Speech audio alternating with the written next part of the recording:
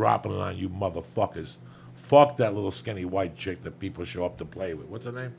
I don't know. Oh, what's her name? Taylor Swift. I don't even know one of her fucking songs. That's how out of fucking touch I am with You've heard reality. it on the radio. I don't listen to the fucking radio. Sing one. I don't know any of I them. listen to, unless they play it on Ozzy's Boneyard, Lithium. I only listen to whatever that fucking shit is. Jimmy Florentine's show, Jim Norton's show. Yeah. Serious. Opie and That's all. Jim. I don't even listen to Opie and Anthony. I just listen to It's Florentine. Opie and Jim.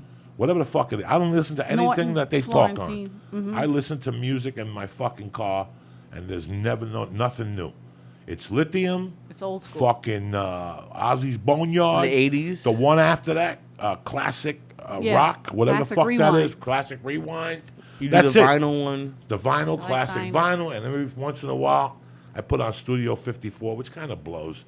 They have one or two good songs every fucking 3 hours, like a Donna The Summer groove is killer. or Sylvester. What's the groove? The one under it? What channel? It's, I think it's under it. 51. Then like 48 has that one radio show with the black people. Fucking the best show I've ever heard in my life. I don't even know what the fuck, the old hits or something. R&B, there's a bunch. No, they play like one song per podcast. And they just three black guys that just torment people. I love it. I don't know what the fuck it is. What's up with you, Johnny Television? How much TV you watched this weekend? Not much, just a little bit. much. Just found out. Yeah, we found out it was only like 10, 30-minute episodes. So. 10, 30-minute episodes.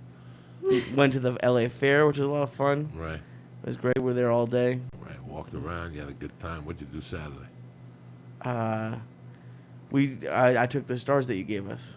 So yeah, we just took that and kind of hung out. What'd you do yesterday? I didn't see you. Nothing. Nobody sees Lee Syatt no more. We see each other every What'd day. you do Sunday? I don't know. You I just have sat no there idea and what. watched more fucking TV. I know the what sun it is. shining. You're fucking walking vitamin D deficient, and you got the time. I'm to gonna sit be in the vitamin fucking D house. deficient no matter what I do. I don't tan. I burn you or live I'm in white. California. You got to get out and get sun. First thing. How can you sit in that fucking house? I want you to go Easily, back. they have AC I and want you to internet go in there. back It's home great. and smell that fucking sofa seat. Smell yours and hers. And ask yourself, where the fuck am I doing this wrong? Feet, fucking asshole and shit. Oh yeah, I got the one with I got a recliner on it. It's great. Sure you do. Smell that fucking thing tonight. No, I What am I know. going to deal with? You say I got to deal with 27 years old in all weekend watching Parks and fucking Recreation. No. That's what This you- is what I'm talking about. Are you kidding? This is unbelievable to a guy like me. Like, I don't even understand First this. of all, we watched one season that had like only a few episodes. It's the fucking weekend. How many times did you drill it?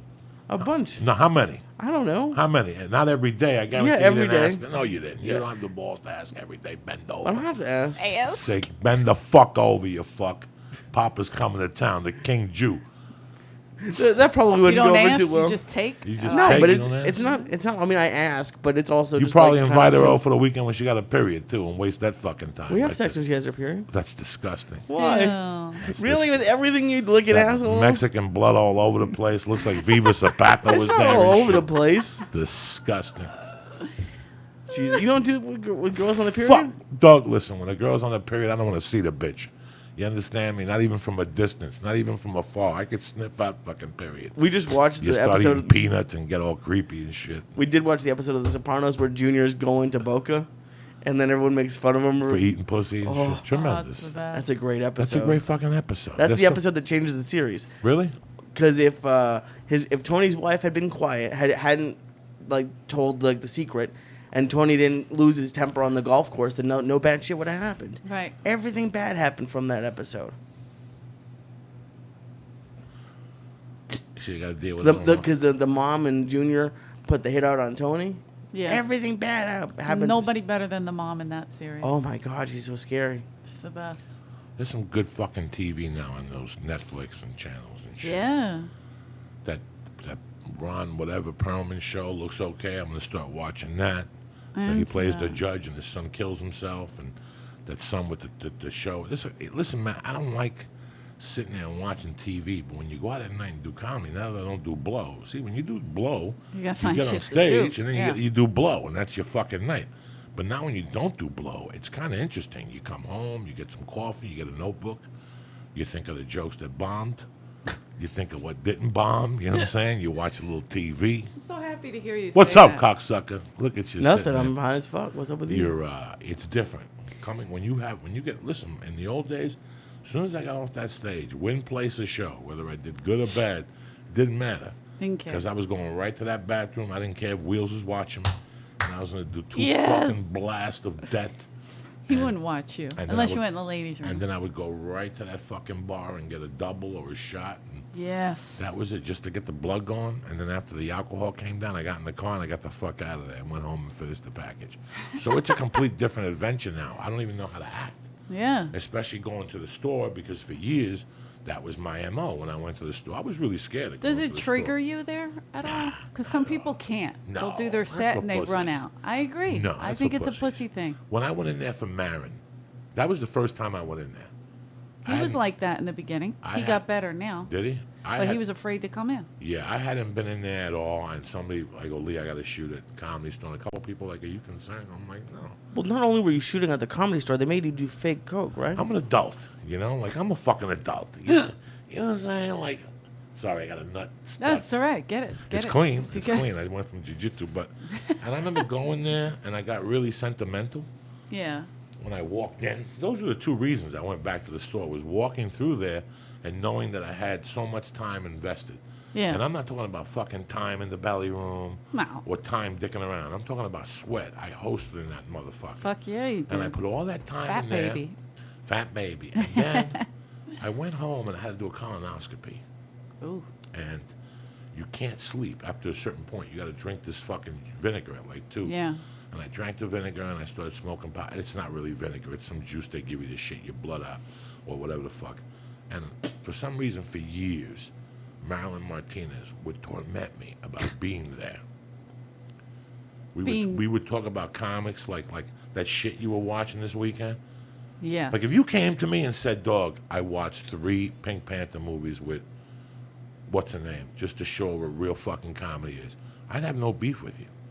I'd say you showed her history. Yeah. You It's not showed history, her. but that shows it has its moments. It's got no moments, dog. Nobody's gonna remember that show in 30 years. Nobody. Just this fucking stupid generation. Yeah, but that's the reason you don't eat That's Chinese this food anymore. dumb You have fucking to you have generation. to be able to watch new things Listen, sometimes. that's garbage. What There is Chinese so food? much. There is so much shit that you need to watch if you want to be in this business, and that's not one of them. Yeah. That's not one of them. I'm on Joey's side. with Okay, this. that's not one of them. If you want to do anything with comedy, you got to watch the great fucking comics. And there is nobody who translated more on film than Peter Sellers. And I hate Ooh. fucking English people at that time. At that time, I didn't know what the fuck was going on. Why are they speaking like that? What? And when I went to see those couple movies, and then I went back after I became a comic. See, I watched them, and then I went back after I became a comic, and I shot shit. So you know exactly when they told them cut. You know exactly when they said cut because they couldn't take it no more. Yeah, like yeah. this motherfucker cut. We can't take it. You just destroyed the set. Like if you ever see, they always say when Christopher Walken walks on the set, it's completely Right. different. You can have everybody on the set, but when Christopher Walken's on the set, do yourself a favor, put away the cell phone because you're about to learn something. People like even in rehearsal, people clap. Like Yeah. it's 30 fucking years. You know, it's 30 years. You cannot take that away from them. Well, what about the guy in fucking Narco, the Mexican guy who we were talking about this past weekend? He plays Gacho. Louis Louis Guzman. Guzman, yeah. He's been Guzman. Yeah. doing it fucking, how long you said? 20, I 30 saw him years? on the, I He's saw, terrific. I saw him on the 2nd season of Miami Vice, the opening episode when the Colombians go to New York. That's 1984. So you do the fucking math. Wow. That's 31 fucking years. You know, I was watching El Rey. You ever watch El Rey channel? It's Robert Rodriguez's channel. He's got some interesting stuff, and he's got a lot of kung fu stuff. Okay, You yeah. could see where him and Tarantino blend. They like old school stuff. Yeah. They really went back. Listen, the volume Kill Bill Volume 1 and 2, they're not Academy Award winners in my book. But if I see Tarantino, I'll give him a hug. You know why? Because he's watched every bad martial art Yeah. film I watched. He's watched and references. You know, they could reference it. So that's what I was telling Lee, that I'd watch those first 3 Peter Sellers movies. That before any of this shit you're watching, any of this shit.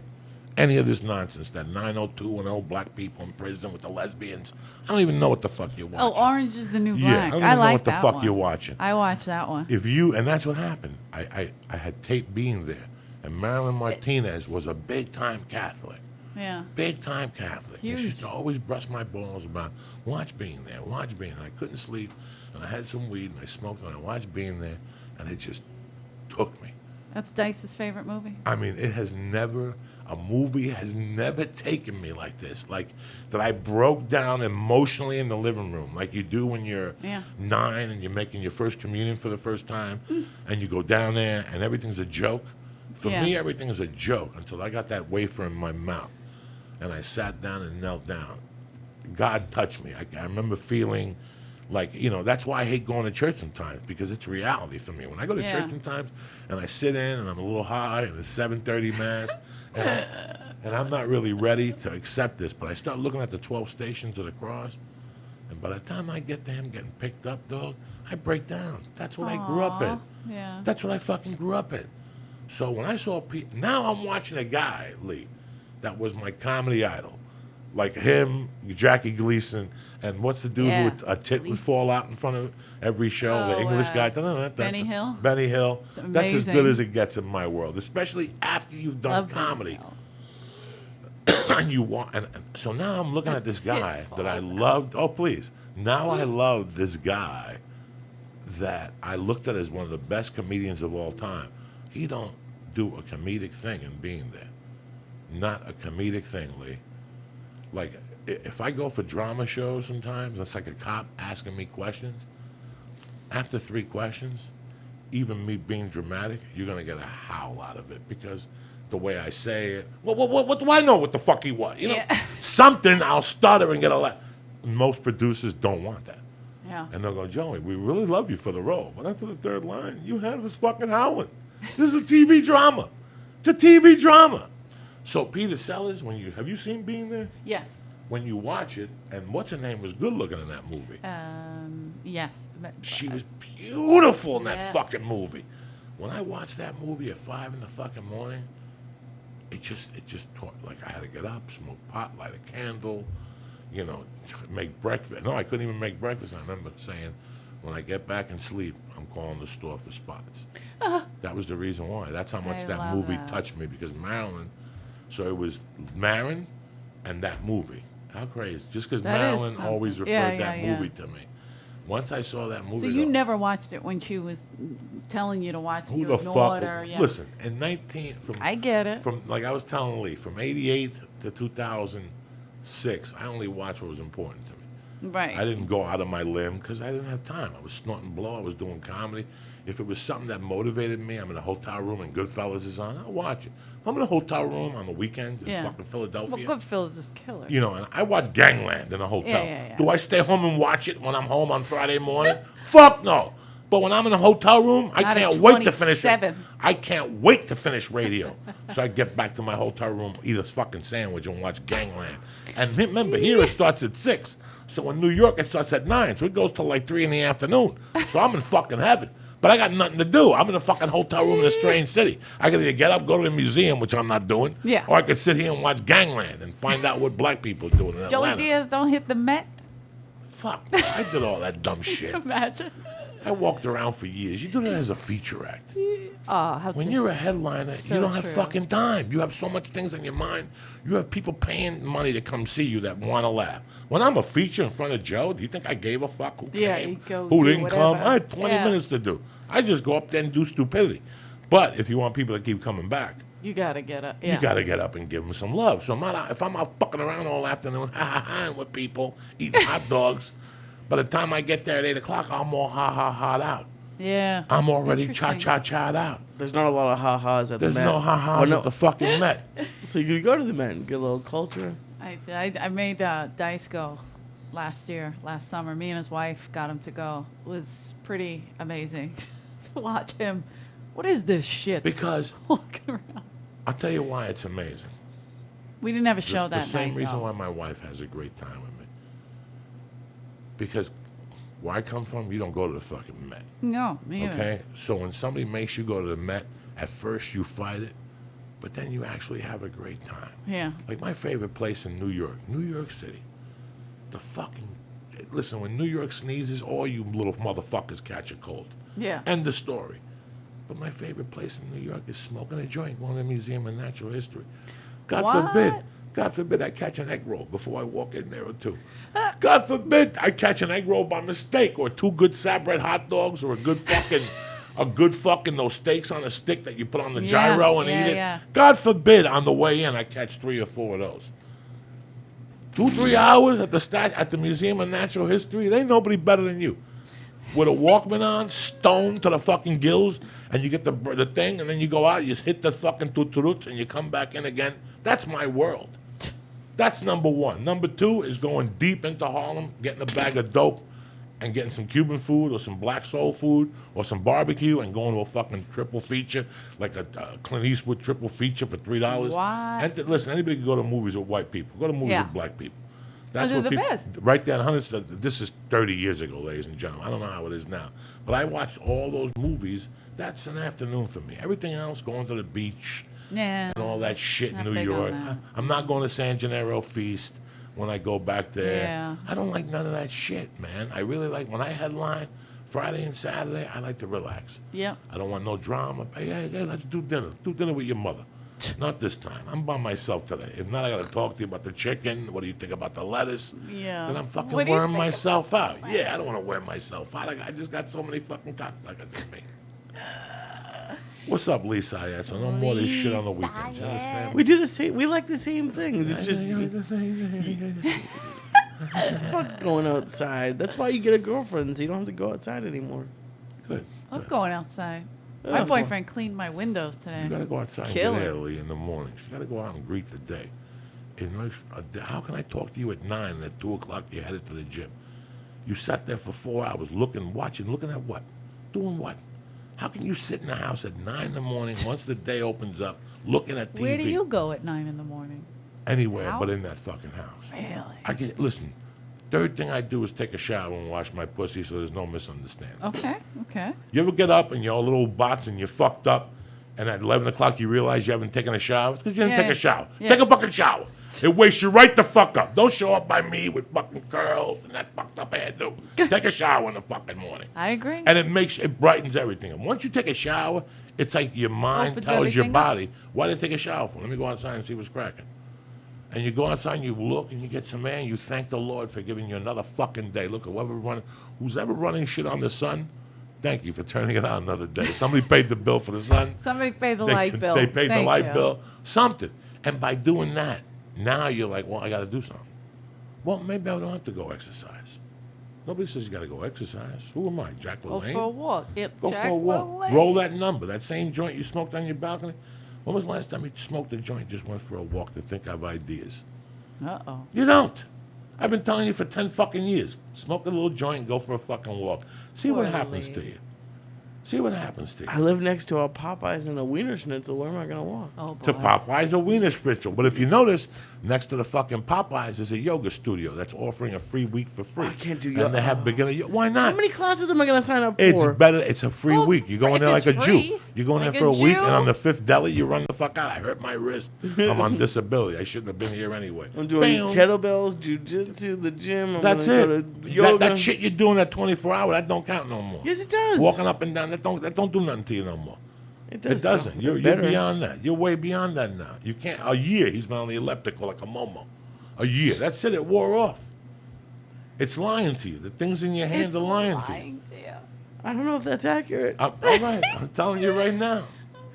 Tomorrow you got kettlebells. John Budd said you're going to jiu-jitsu Wednesday night with him. It's going to be nice. Going to take care of you. How am I gonna go Wednesday night? We have a podcast. We got no podcast Wednesday night. If you go to jiu-jitsu, we got no podcast. So See that? He just You go gave you at the night off. So 9:15, you you can go. choose. And I get to go get choked and get bruises. you get beat up. What the fuck? What's better than that? Who's better than you? 27 years old. You got the world by the balls. That omoplata is scary. That's right. It's What? all scary. It's a crazy move where like they flip you over and like they have your arm with their legs and it's just it's not. So they were doing knee bars. I was upside down with my asshole wide open. If a fag would have been flying by and he got shot by a gun, he would have flown right into my fucking asshole just on fucking Magneto. You know? Perfect. Just on, Just on that, you know. just on Magneto purposes. Someone needs to illustrate that. Did you see someone did a cartoon of when Ralphie was on? No. And I look like Hitler's drawings of Jews. What? Oh, like the guy who drew me made it look like I'm like the drawings that Hitler did of the Jews. It's fucking hysterical. I don't know if I ever saw the drawings that Hitler did. Not Hitler did, but of the Nazis did. You didn't know that? Yeah, I didn't know Hitler. Hitler had a drawing school. Actually, Hitler was an artist. He's making little Yeah, stick Hitler figures. was an artist. Like half these momos were an artist in L.A. He wasn't bad. Everybody wants to be an artist. Oh, he wasn't bad. Now you're defending yeah. Hitler? They What are you should have saying? They should have let him into art school. If they let him into art school, he wouldn't have killed all the Jews. He would have been a prick anyway. He would have done something, that cocksucker. Yeah, he would was have set to figured do something out. Yeah. Hitler had a fucking plan since day one. So what they're saying, if he would have got the art school, and if I would have got the prison, I wouldn't have kidnapped Kent Bella. Look at it. You know what I'm saying? you say Same his fucking name? difference. I guess. I don't know. I don't know if anyone's saying it. I said it when I found out that he didn't get into art school. He tried to get in twice. Maybe if he was an artist, he wouldn't have been. So that's what I'm saying. So Maybe you're if he saying did- he's an artist. If he was He's a no better fucking artist, If he was a better artist, he would have gotten to drawing school. wouldn't maybe he should have been born today where they give everybody a ribbon. So he would have Yeah. felt good about himself.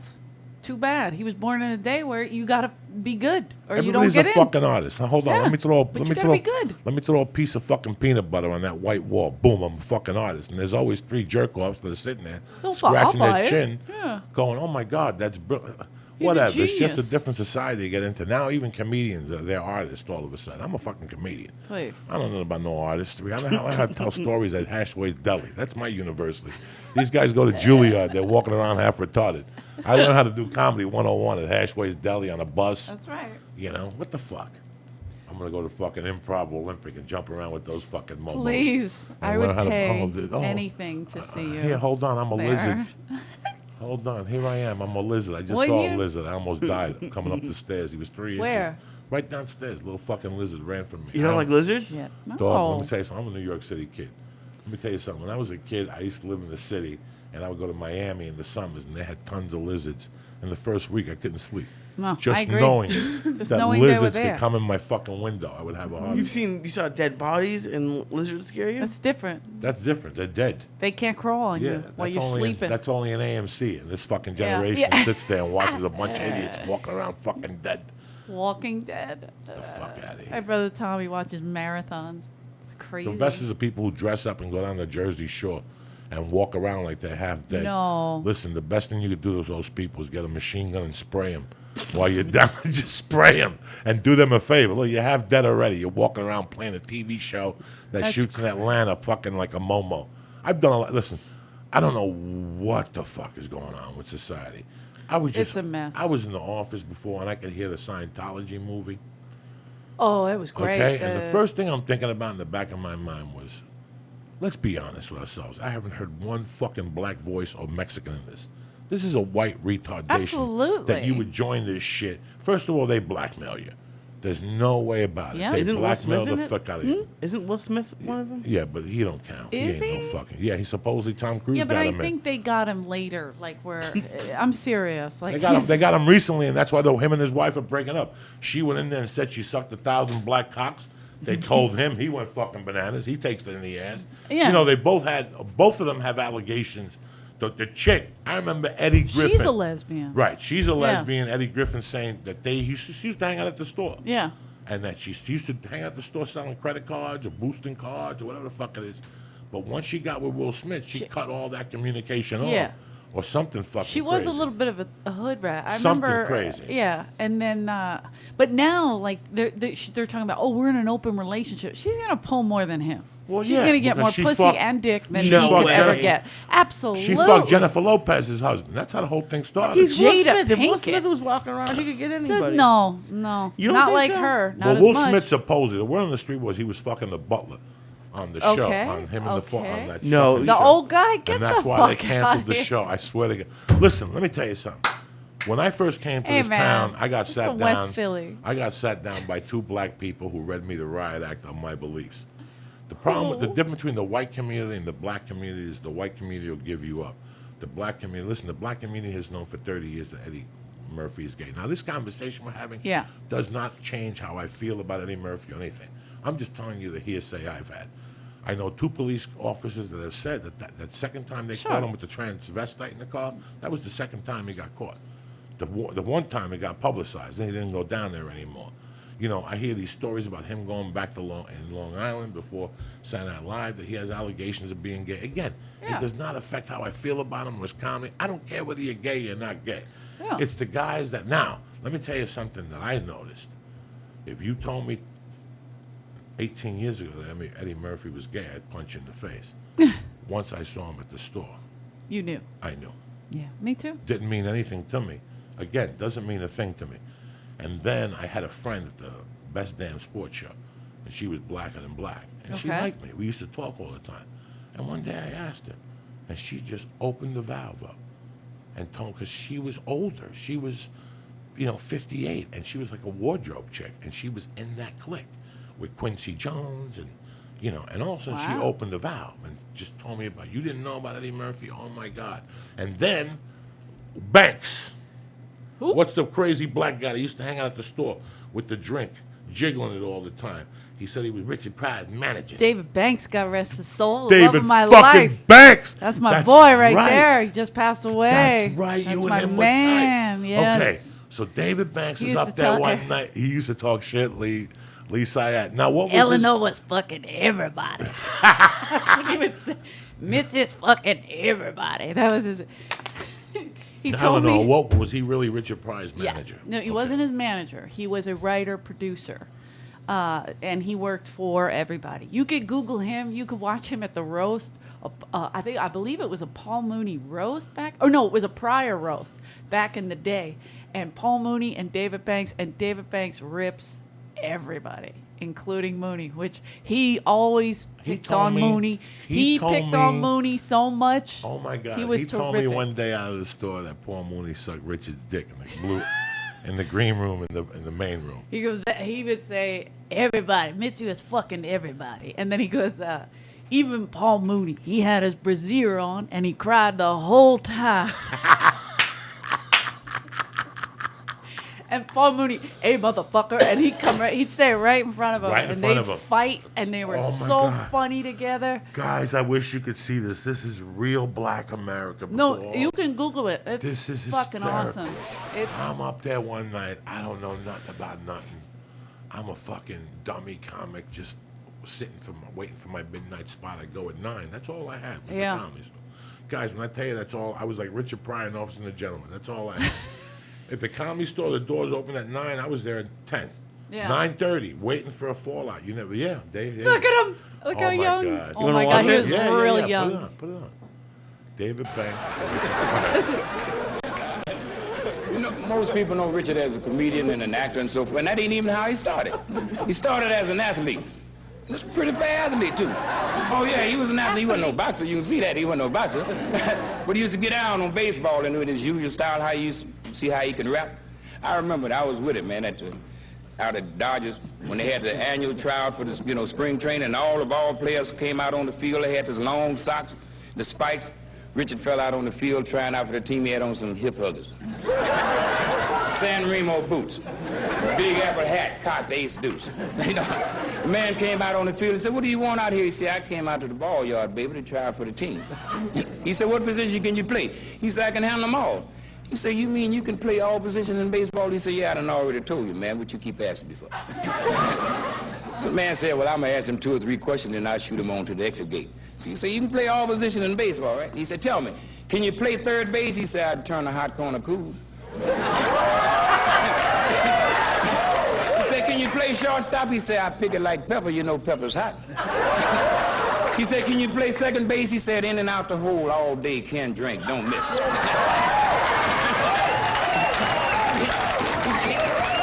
He said, "Can you play first base?" He said, "When I'm on the sack, you can't throw bad, man." He said, "Can you play center field?" He said, "I covered like the morning dew, you know that's all over." He said, "Can you catch?" He said, "In the crouch, throw BBs at second base, waist high, don't miss." He said, "Can you run?" He said, "A road runner comes second."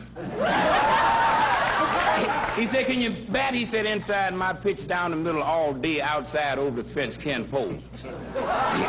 He said, "Can you pitch?" He said, "I ain't been in the stretch yet." He said, "What's your name, man?" He said, "Sweet Chocolate Brown is my name, shined up with Dewdrop Griffin, gonna live." Man said, "You too tough, man."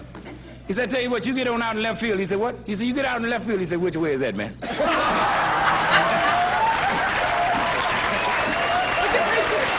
Now, who's the white dude clapping? I don't know. That's crazy. But he did roast everybody on the panel too. Well, he always used to be drinking. David, yeah. He was always the had that best. little drink, and he'd shake his hand. And I always tell this story. I'm out there, and he comes up to me, and it's Eddie Murphy, Paul Mooney, Arsenio Hall, and the singer from, the black good-looking singer from The New Edition. Bobby Brown? No, That's the wrong group. the other one. Yeah, I know. I could see his face. Ralph. He used to come up. Tresvant. No, I'm on the other wrong one. name. He I'm used in to the come wrong- up there with Eddie Murphy. Yes, I And can they're see his standing face, by the too. Comedy Store sign outside, talking. It's a slow night, Wednesday night. 30 people in the original room. I'm standing there talking to somebody. David Banks walks up to me. What's up, player? Nothing. He looks up. He sees those 4 black guys standing there. He's like, watch this. And he walks over and he goes, when are you niggas going to do the Queens of Comedy Tour? Right to their faces. And they just walked away. Right to their fucking faces like nothing ever happened. He would rip people to And he shreds. would rip was all great. those black guys apart. I remember him torture Mooney one They were night. afraid of him because he would just talk shit. Like he didn't stop. I did not know. I always thought he would. And then I have a Richard Pryor book at the house. Mm-hmm. And he's in the book sitting next to Richard at the Yeah. Comedy Store. Yeah, he's in a lot. He's in Mooney's book a lot. He's in Richard's book, David. I mean, they make reference to him. But he was around. He did everything for him. He was funny, man. I miss Paul Mooney at that store. Me too. I haven't seen When Mooney I sit in in a the long back there, time. I've been having a great fucking time at the store. Dude, you killed the other night. We were Saturday screaming. night I was while- dying. And last night I ate a big fucking dick. Oh, I ate a dick. You know who Saturday. killed me last night? Ali Wong was killing me last night. She is as filthy. Is she really? I haven't seen her in a long Oh time. my God, talking about getting pregnant and how she used to just give him a hand job, and then when he comes, she'd sit on him and wiggle like Oh. Miley Cyrus, and then she'd have On to the flip, wrecking ball. Oh, and then it's she'd have to funny. flip off backwards and make sure the cum dripped into her pussy.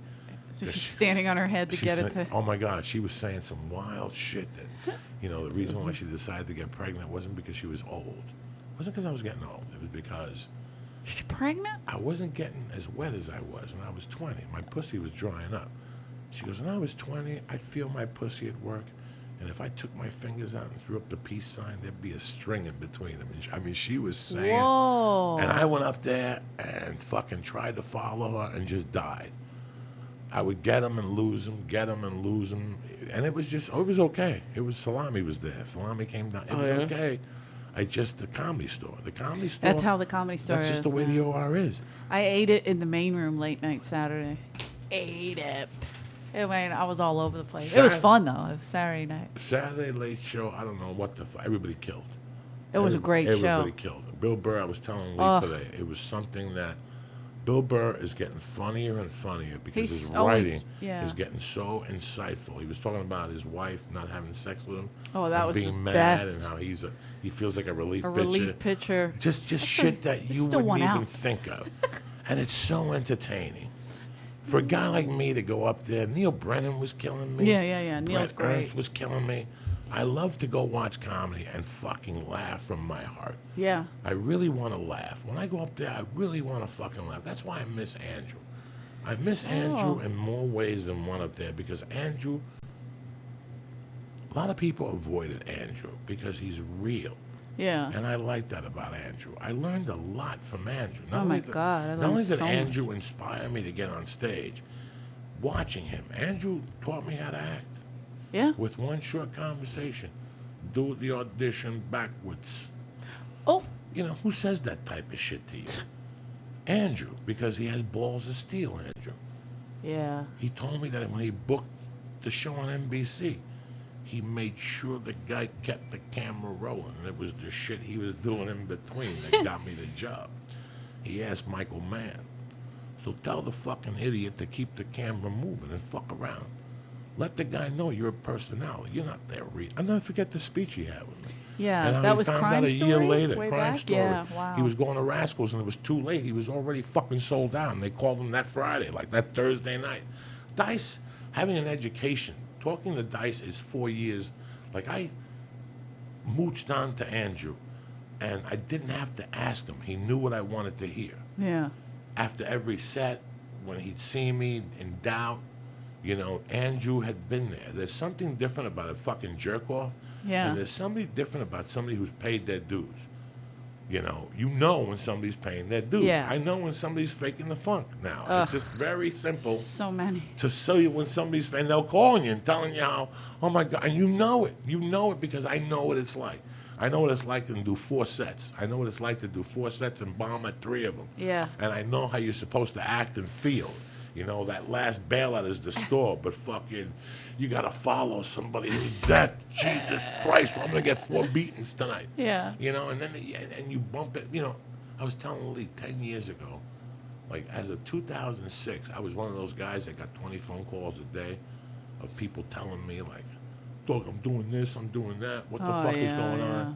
And you're like, listen, you know, and I would ask them simple questions. Where were you last night? Well, I stayed in last night because me and my friend are writing the script. Well, listen, So that full of script, shit. suck my dick, you and your fucking script. Yeah. You could write the script after you go to the coffee shop and sign up to do a set. That's right. That's why your comedy's slipping, you know? I went out last night to the store to die, you know, because I'm taping a DVD in Vegas. Oh, great. So I want to be sharp, too. I can't do every fucking night. But if I do every other night and right in between, at least I can bring Yeah. something up to the stage and I can be prepped. Friday, I go to the Ice House, and then next week I got 3 or 4 more shows before I have to tape on Friday night. So I'll be fucking ready. You know what I'm saying? Like, you have to, this is what you do, you know? I lived here long enough where to get good at comedy, and Lee, we've been talking about this for 3 weeks, you have to fall in love with shit. Oh, yeah. Like, you really have to be good at anything, whether Yeah. it's parachute jumping, you got to do it as much as you fucking can, you know? As And much as you can.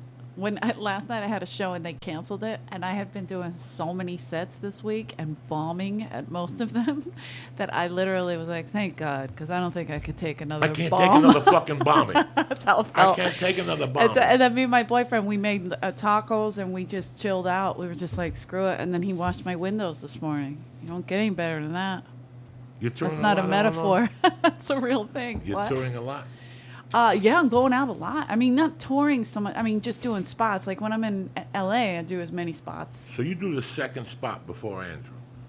I do. When Yeah, you go on Wheels the road, does Wheels opens 10, up. and then I do 30. It's 20 to 30. It 20. depends on how Andrew feels. Andrew's really taking good care of you. He's It's unbelievable. been like a to 4-year me. degree. Yeah. Like you can't fucking believe it. It's the best schooling ever, and his crowd is not accepting of, oh, who's this No, girl? yeah, You know, no. like they're like, the fuck, you know, and they always try to talk at you when you come out. Like, who the fuck does she think she is?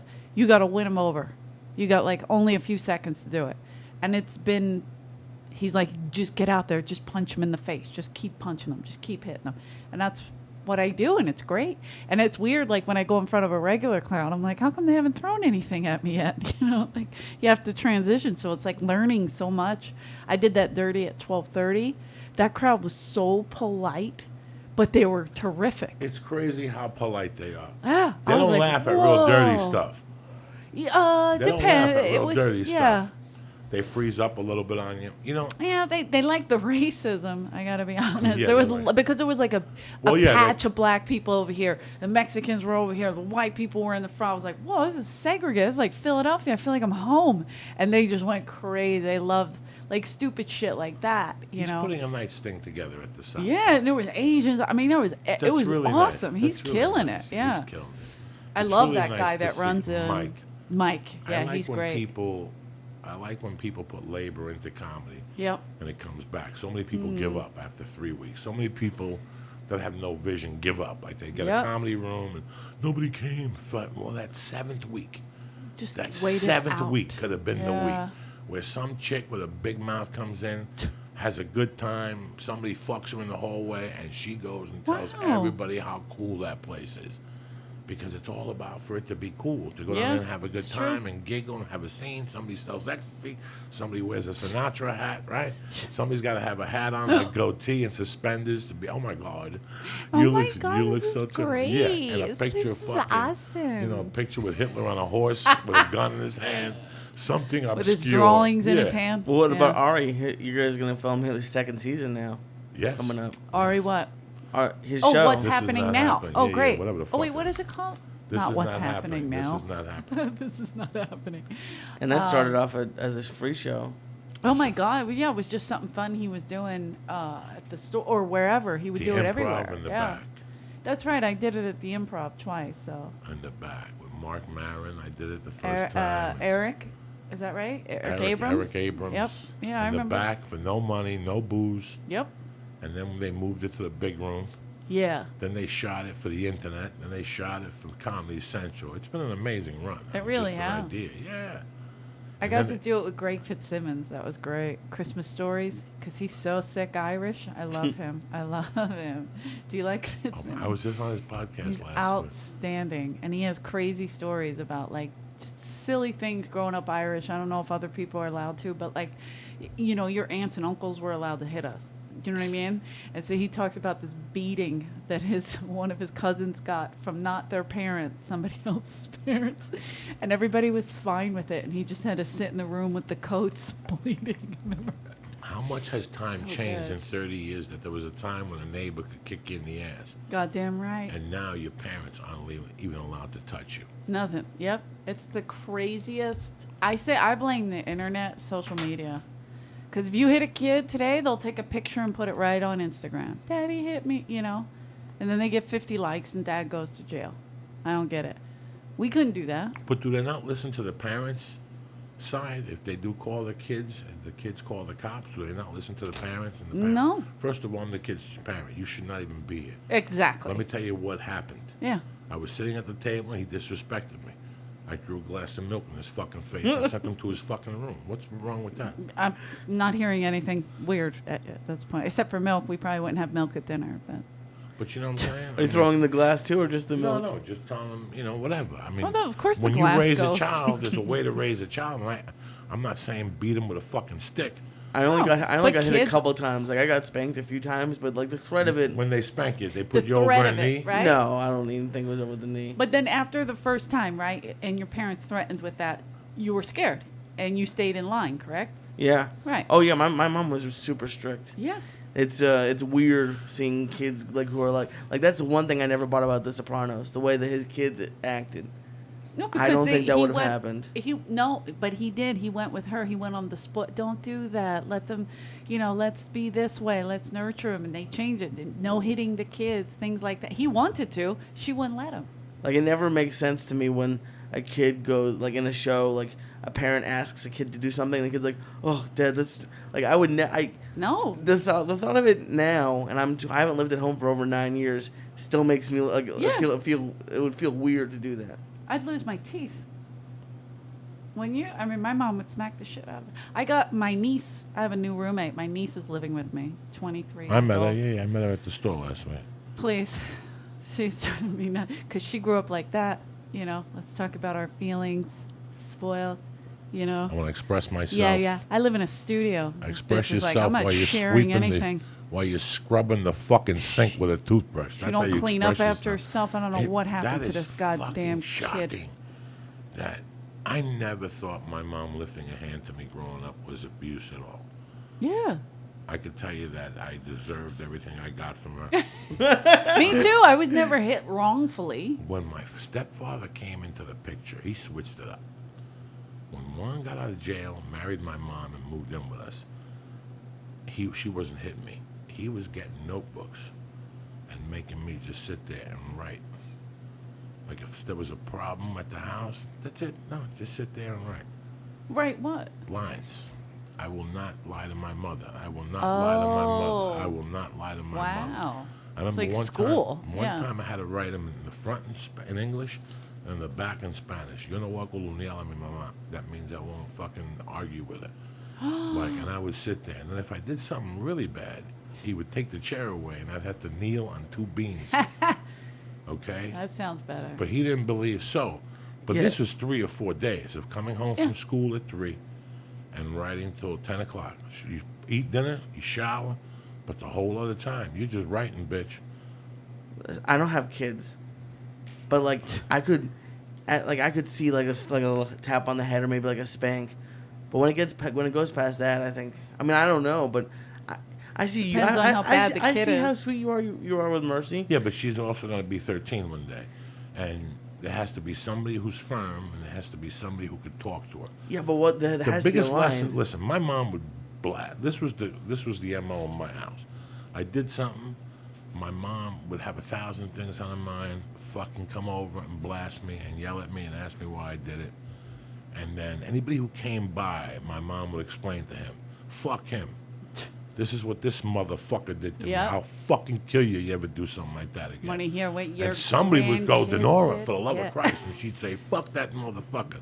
Let him cry." And I'd usually be holding a towel with blood from my lip. My mom didn't fuck around, Jack, but I got it. She didn't want it. She was raising a man, Yep. and she understood that at some age, this motherfucker's going to test you. In her mind, she didn't even want to be tested. Yep. Like that was not going to happen in her world. My mom knew the importance of her having a presence over me. You understand me? And I'm telling you, she spoiled me, and there was things she did. But when it was time to get down, we got down. I mean, Yeah. she fucking got down. Yeah. Towards the end, I could tell that she wasn't doing me no favors. You know, I would do shit, and then when my dad would call me on it, she would stick up for me. Yeah. And I'd be proud because she stuck up for me. But Aw. years later, I'm not proud because she ruined her relationship with him to lie. She was like Paulie Galtieri's mother. Oh You my know, God. You know, like Don't you do know, that. like you know You what I'm said saying? that to me. Where you know, it's like your kid doesn't do nothing wrong. Right. You know, I didn't want that. I don't want my wife to be like that with Mercy. You The can't. kids fuck up, bro. Kids fuck up. Gotta and be you gotta honest. call their attention. And as a single mom, you gotta watch your boys like a fucking animal. Yeah. And there's gonna come a day when that boy's 14. He's gonna be cute. And that day is not the day you're gonna push him or punish him or make him right. That's the day you gotta steamroll that motherfucker. A busted head, break his computer, cuts, and that shit will never happen again. That's a beating everybody remembers. But do you think it has to be the mom? Like, is it? Do you think? A single mom, he's saying. Well, no, so- but even with him, because I mean, if it's a In my guy world, against it a was girl- my listen. Yeah. My mom Yeah, was his not mom- gonna. My mom was. I don't think Juan ever raised his hand to me. I know Juan and I got into heated arguments. I know Juan would bitch to my mom, and then my mom would tell him to fuck off. My mom was always the aggressor. I told the story where my mom was hitting me, and I put my hand up, and she fucking freaked and went and got a bounty roll, and lit it on fire, and said she's gonna burn my hand because when you hit your mom or Your touch hand's your gonna your stick hand out of the pops out of the grave. fucking Yeah. casket. You have no idea, dog. You have no fucking idea what you know. She went and got a bounty roll. She went and got me at my friend's house and started yelling in Spanish. My mom was no joke. There was jokes at my house, but there was a line when no. And this whole beef was about making a bed. Like you're Oh, making a bed. wow. And I'm like, I'm not making a fucking bed. Okay. Don't make the bed. Do what you need to do. I dare you not to make the bed. How's that? That's it. I'll That's give you what my 50 mom would bucks say. not to There make you go, the I bed. dare you. And I went to the fucking pool party, and I could hear her at the pool, Jose Antonio. Jose, and I could hear it getting louder and louder. I'm in the pool with 18 people who don't know what Spanish is. And you're like, Because of my spark. weird. That sounds like a- Yeah, I swear to God. I'm like, what? And all of a sudden she came to the fence. And she started hitting it with a stick, you know, the stick from a broom. She started Please. hitting the fence, and they're like, who is that lady? I'm like, I have no fucking idea. You're And hiding. and she could hear me going, no idea, está bien, nada que te cojo, hijo de puta. And I went out the back, and she saw me, and I'll never forget, that was one of the last good beatings she gave me, because she chased me all the way home with the stick. I love her. And she was yelling and screaming in Spanish, and then she crossed the street, and finally I outran her, and I got home, and then she came home, get down here, make that fucking bed. And then we got into the set, and she went to smack me, and I blocked. Now, you know, after a while, your moms get so tired that they just want to hit you for making them tired. Like, you know what I'm saying? Like, you motherfucker. And that's when she put the fucking paper towel, and she's hit me with the paper towel on fire, and chunks are falling on the carpeting. Yeah, I'm like, and now whoa. she's hitting me and stepping on the carpeting at the same time. It was a tremendous fucking scene. Until this day, I'm telling you that I understood, because someday Mercy's going to say something like that to me, and I got to make a point. Yeah. I got to make a point here. I ain't Maybe leave the fucking bounty around. out of it. But Yeah, I ain't fucking around here. Exactly. You know, I ain't fucking around here. And Yeah. that's what she, you know, there was just something about her demeanor. You know, you said something that really bothers me, because it bothers me because it's true. Well, the worst thing I did when I was a child was the shit with no time to come in. My mother raised me with no curfew. That's not good. That is crazy. Yeah, we had curfew. That's not good. That's not good. And when you hear it from other people, it sounds so bad. Yeah. When you hear white people going, yeah, his parents used to let him stay out all night when he was a kid. No. You're like, what, are you fucking crazy? Because my mom was a single mom with 10 kids, and she would go to sleep, and then we would sneak out. We would come in at the appropriate time, like whatever time she set, and then when she would go to sleep, she was a heavy sleeper. We would just my parents. jet. I don't know if this was the reason because it was like this my entire life, but my front door had a bell on it. Oh, that's Like the fucked door up. into the garage. Yeah, Had a that's bell on terrible. it. But we did have another door which we could use. I never did that. I don't know. Go out the basement I window. don't think when I got a car, I don't think I had a curfew. No, I did because when you were 16, you couldn't be out past midnight driving, so it's kind of enforced. I could say things at this table right now that are normal things that I could say that if I think of Mercy doing them, I want to cry. No, And yeah, I get they're that. simple though. things I did as a, you know what that is to walk from 48th Street to 29th Street at 12:30 at night after a movie, Especially back then. especially in the 70s with another person. New York was a different place. No, this was This was Union City, Oh, New is you- Jersey at oh, the time. wow. Which is still, it's the mouth to New York City, Hoboken, Union City. She had the bar on 29th Street. She let me walk up Bergen Line, which is Sunset. So she pretty Yeah, I much get let it. me go from Duke's Restaurant to maybe Highland. It was one way. It was called Bergen Line Avenue. I mean, we did that though. Today, you're being sensitive. You're like, I would never let my daughter do that. I can't see it. And like my brother Bobby, his son is 14. They moved to the suburbs. It's all white kids, right? Brandon loves basketball. God love him. He plays. He's like, these kids stink. Yes, go to We're the beating black man. everybody. So we're going to South Philly. So he figured out, he didn't ask his father, who grew up in South Philly, could take him to any ballpark. And right across the street from my mother's house, you can play everybody. Projects are on the other side of the playground. So you could play whomever you want. We all kind of hang out in the playground and play. He didn't say nothing. He got on a bus and went from the suburbs down into the city. Not my mom's neighborhood, another neighborhood. Like, you can't do that. You can't, he could have gotten beat up bad. He could have got robbed, could have got killed, whatever. Crazy shit happens at that. Right where Pat's and Geno's are?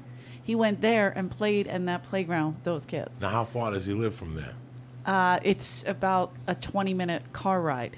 So they took the bus. How old is he? 14. I did it all the time. So we did it, I but did for it. I some did reason, me and Bobby he got sensitive. He punished him. He was like, I don't want you doing that. Go ahead, brother. I'm sorry. Now, I know it's hard to imagine, but if you had a boy, would it be different? He is a boy. No, I'm saying. Oh. No. You don't think I'd so? want him to push the envelope a little bit. Listen, you want your child to push the envelope a little bit. Yeah. The only way to lift 500 pounds is to lift 500 pounds and see where you're at and go, you know what, I'll try it again next week. I'll try it again next. It's scary.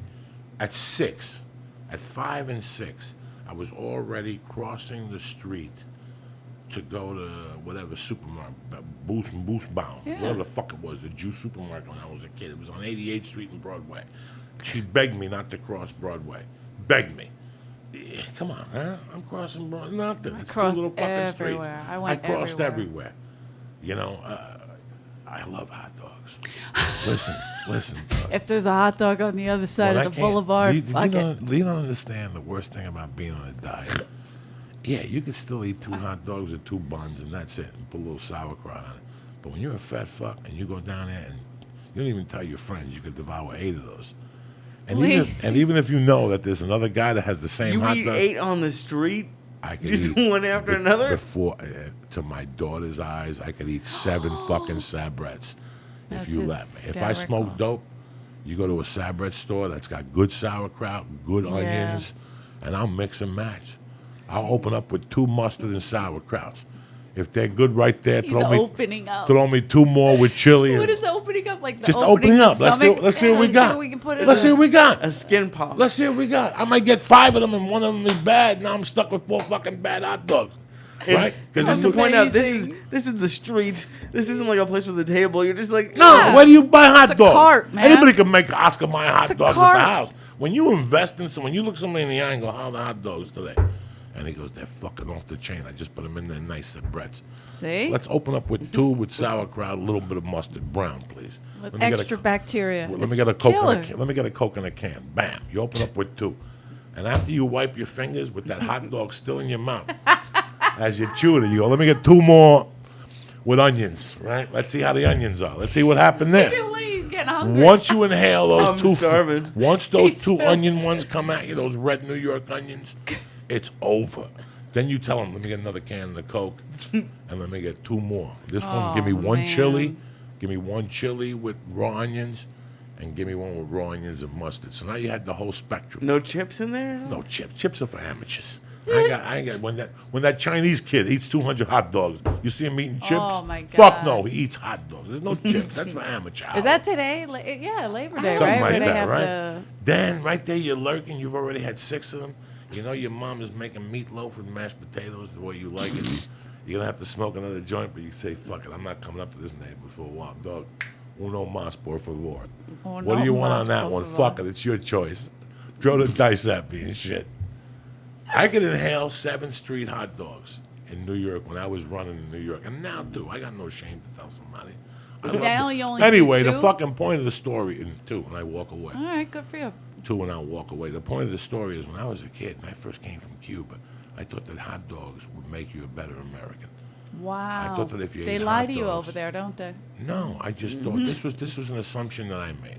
I thought that if you ate pizza, hamburgers, It's and American. hot dogs, Yeah. it was the quickest way to become an American. Don't let me tell you what happened when I discovered Spam and fucking. Dad used to make me spam Dog, and eggs on a hot plate, Dog, dude. when I discovered Spam as a kid, white people at somebody's house, I was like, oh, this is what makes you an American. He wouldn't make it at my mother's house. She'd kick him out. I went to a friend's house and they made Spam sliced thin, fried with sauerkraut, not with sauerkraut, with spinach, with diced little onions and garlic, Oh, that's with butter. fancy.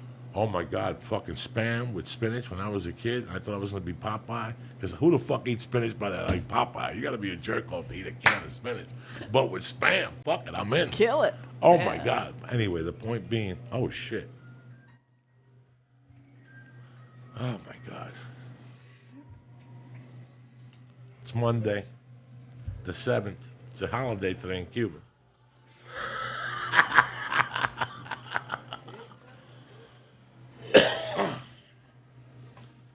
Have some good fucking reefer. Yes, it was.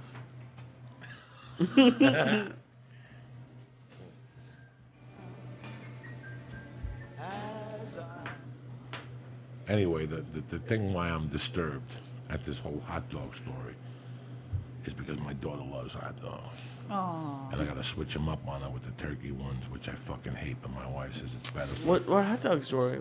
I don't fucking know, but I give her Oscar Mayer the Angus beef ones, right? I chop them up nice, she likes those. And I make her the mac and cheese straight up. Whoa. But she loves fucking mac. Now she loves hot dogs because it's hereditary. I She don't hate even hot want it. dogs. She don't even know about America or whatever the fuck it stands for. Right. But she likes fucking hot dogs. So when I was a kid, I took a fucking beating for hot dogs. Like that's how much I like hot dogs. And it was like a 6-block walk. I was 5 years old. This is what petrifies me about mercy. These are the things that keep me up at night. Okay? This fuck eating hummus. These are the things that I can't sleep at night. You understand me? If How she he could eats watch hummus, 10 will that episodes piss you on the off? fucking I week get on the you. TV. I get you. Not that she eats hummus. That at the age of 6, when you're, how old are you when you were in kindergarten? What's the national? I think 6 or 7, right? 5 or 6. If you're in kindergarten and you're 7, you're a dumb fuck, right? Yeah. That means you can't even put blocks together. Really you fucked up. That means you got everything. 4 or 5. I When forget. I was 5, Yeah. I went to school at PS 166 off of Amsterdam and the street after that. But if you went 3 more streets, there was Central Park. Yeah. It was like fucking 10 blocks over. I'm 5 years old, guys. I'm a block away from 205 West 88th Street. This is 89th Street in the middle. And up the block and a half, there was a hot dog guy. So I would go get hot dogs. I was 5. And my mom would give me like $5. And I'd go eat hot dogs. And she'd tell me, how many fucking hot dogs are you going to eat in a fucking day? And one day the school shut it down on me. You can't leave the premises. I was 5 walking off the reservation. Where'd you get the money? My mom. Oh, wow. I was fucking 5 walking off the reservation like school lunch. That's beneath me. Just like you have like a candy cigarette behind your ear. No. Do you think that Mercy could walk off the premises? No, not now. Dude. They won't let her do it now. Kindergarten? No, they won't do that now. No, Now it's all no. protected. No. Yeah, This is yeah. what I'm fucking saying. This is my point, guys. So I But would why walk. would you worry about it? Because now it's Because like, Oh because my she wants God. to. World. She wants to. Every time I see her, she's zoom. 5 Of or course 6. she wants to. We all 5 or want 6. to. Listen, 5 or 6. You should not be walking the streets of New York City for a fucking hot dog as a kid. And in those days, no other kids had $5. Nobody gave a shit. No, nobody other kid. Like, I would fucking go to the bar, and I would bartend. When I was 5, I would go to the bar and put ice in the thing. I would put the beers, stock the beers, and I would clean the bathroom, and she'd throw a 20 on me. A 20 in 1968 It's is kill- 50 that's- fucking bucks. That's, yeah. So I would break half of it, go to the store. I remember my big thing in those days, I used to fuck the guy up at the store. I used to give him a $20, no, a $5 bill, and he used to give me 25 quarters. Why?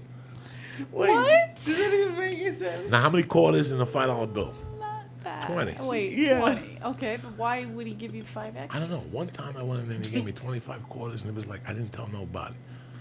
I found the way they make money. I'm going to go in there every day and give him $5 and fuck him up, tell him I want quarters. That's He was like a hysterical. Puerto Rican dude or something. He'd every day give me like an extra 2 quarters, 50 cents. I would fuck his You've world been up. doing this since you were 5? Yes. Dog, this is in my blood. Well, I would. There was like, remember, you guys call it Italian ice in New York. We call it water ice. And we used to have a truck come around. This guy Don Julio, he ran the truck. I don't know who he was. I don't know what kind of creep, but he was funny. That's all I remember. And I would steal money out of my mom's purse. and it wasn't easy either. And I did, and whatever. How much did you take? Like $5, whatever it was. But That it would was set- terrible. that would it set was your her family bill back. money. Yeah, it was her bill money, and she used to get mad at me. So I remember I'd go to Don's, right, his truck. It was right at the playground, right across the street. Get water ice, a big pretzel, South Philly pretzel with all the mustard on it. It was amazing. And then I give him the money, and he goes, "Did you steal this out of your mommy's pocketbook?" I go, "How does this motherfucker know?" He knew it because he knew we were orphans. We didn't have any money. You know, he was like, "How does this kid get money?" And he every time he would say, up until I was in my 20s, because this fucker was always around the playground, he would say, "Did you steal that out of your mom's pocketbook?" And I go, "No, I earned this one." Like, I finally admitted it to him later on in In life. fact, the funny thing was that the thing I'm telling you guys, that I had to kneel down with the peas under my knees, Oh, yeah. that was because my mom would put her purse in the living room, and she would come home from the take from the numbers, Okay. and she'd come home from the take from the bar, Wow. okay? And she'd leave it in the kitchen table. No way. So I would wake up in the mornings before her when she was still fucking knocked out and go, "Mom, let me get $1." And she'd look around and go get it out of my purse on the way out. And I started taking $1, and I started taking $2. And one day I took a 5. I took something like a 20. And she I think caught I it. went up to a And 20. she I fucking got caught caught. it. And she I got caught it. caught. And she, in my mother's world, she didn't understand that because all I had to do was ask her. That was disrespectful. She even said to me, like, she was crying. I'll never forget this conversation. my like, mom too. My mom saying, like, "Are you fucking crazy? If you come to the bar and she goes, why would I give you $20 to stock beer? Are you fucking retarded? But if you come to the bar and stock the beer, and you need 20, I give you 20. If you need money for something, I'll give it to you, and you could work it off 20 a shot." That's how cool she was. She goes, "I can't even look at you." It And I was remember- so disrespectful. it was Yep. in My her mom world. too. She was Yeah. shattered, so she didn't know what to do. So Juan made me right. Like, and it wasn't. They didn't make me right the stealing. It was the lie. She goes, Yeah. and then when I asked you, that's what really took it over the fucking top. If you would have said, "Yeah, I took the 20," I would have been a little mad, just a little mad. But to lie to me, so I had to write 10 fucking pages, and then people would come over, and they'd go, "What's up, Coco?" And I'd be there writing, and then my mom. Then they would say to my mom, "What's up with him?" And my mom would say, "He's a piece of shit. Yes. He's a fucking mount. He's a fucking malparido. He's a piece of shit. He robbed $10. He didn't tell me." So now you Yeah. gotta sit there with embarrassment. The people would look at you. But I always had like my godfather or my godmother, or like a crazy friend Tati that would come over, and then they would talk, and then he'd go, "What's wrong with Coco?" And then he'd fucking go off. Like, this guy would go, Jose Antonio, what the fuck are you thinking? You need 20, you come to me. And then he'd go, Denora, can I talk to him for a second? And then he'd take me in the other room and he'd tell me, what the fuck are you thinking? If your father was alive, he'd be ashamed. And I'd start crying. And he goes, listen, this is what we're going to do. We're going to go out there and talk to your mother. Tell him that you're never going to steal again. Let's go out there like a man. God. Put a shirt on with a tie. This Tati dude would make me dress up. Why? And we'd have to go out there and he'd go, Denora, come in here. Jose wants to talk to you. And this guy would say, tell him what we told me in the room. And I would have to repeat it. I'll never fucking steal from you again. I'll never lie. Look at her in the face and tell her like a man. You ain't no fucking cunt. Like, I was like 5 or 6, and this guy would be coaching me through this shit. And I would have to give my mom a hug, and then I wouldn't have to write for a few weeks. Wow. Like, but that's how it was. It took like 4 or 5 days of me writing, and then one of her crazy friends I would like come the over. writing part. The writing part That's is treachery. good. Taught me how to write Spanish. There you go. Today I know how to read and write Spanish from those But fucking maybe punishments. that's a punishment you can do to your daughter instead of the hands. Because I hate the whole we use our words kind of shit. I hate that. I It like makes the them slow emotional up. hook, and I get emotional, so I know I could fuck them up with emotion. Yeah, if my I know how mom to fuck cries, people. I you're die. done. Once That's once dead. people look at you in the eye and go, "This is what you did when you did this," you fucking crack. It cracks Yeah. you inside. You can't deal with that shit at all. It's too much for me. But you're right about like a single mom with the raising men. She had 6 boys, so I mean, she had to hit them. What's the first thing they tell you when you go to jail, Lee? What did fucking I'm not sure. That's did- weird, Lee. Have What you did been the to jail, what did the or- dude say when he in The Sopranos when he got out of jail and they were eating lunch, and he goes, "I went and I picked the biggest, blackest motherfucker, that's right. and And I beat the started a shit fight out with of him." So it's the same thing when you have sons. You have to hit her. You have to one night lose your mind, break toys, stitches, stitch one of them up, bang the other one, elbow the other one. Like, you got to be like Clint Eastwood and hang them high. You got to fuck 3 out of 6 of them up to show them that, listen, don't ever fucking get confused. That's And we've right. all done it. Every person who's listened to a podcast has challenged either or your parents at one time. That's right. At one time, you did something that you thought you fucking got the world to owe you something, and you were gonna walk in your house and demand shit. That's and your right. dad looked you in the face and fucking read you the riot act, and you started with your little whimpering. Someday I'm gonna kick your ass. Listen, if you could have done it, you would have done it 3 years ago. Yeah, I'll break your no fucking way. life in 3 fucking pieces. I'll never forget my brother. He was stupid, messing around, doing bad shit, whatever. And he was like 16. 16. He came in my mom's house. My mom's single mom. My dad's crazy, but he lives like a couple blocks away. So he came in the house. He started talking shit to her. And she stood up and she punched him right dead in the face. And he had a bloody nose. And I was like, yes. And then I was like, I can't believe you gave Billy a bloody nose, and he's that big. You know, he's a big kid. And she goes, it wasn't from me. It was from the coke he was doing. I was like, oh, my God. How does she know? But they know everything. And she was like, you're not coming in here talking shit. I'll knock you out. And she did. She gave him a bloody nose right in his face. I was so happy. I know how to raise a child till 10 or 11. What comes later is where I lose it, because I have to treat him the way I was raised. Well, Which yeah. was lumps and bumps, and all I could do is tell you, so when you come back to me and go, what, that, I told you to do it this way. The most important thing in this life is ears. Yeah. And until you get those ears, and until you believe and trust, and the guys ahead of you, you know, it's Yeah. like when you first got into comedy or something, there was always that one guy that gave you a shortcut. Well, look where that one guy is today. There's no shortcuts. There are no sir. There's no shortcuts in any occupation, whether it's want to be an attorney.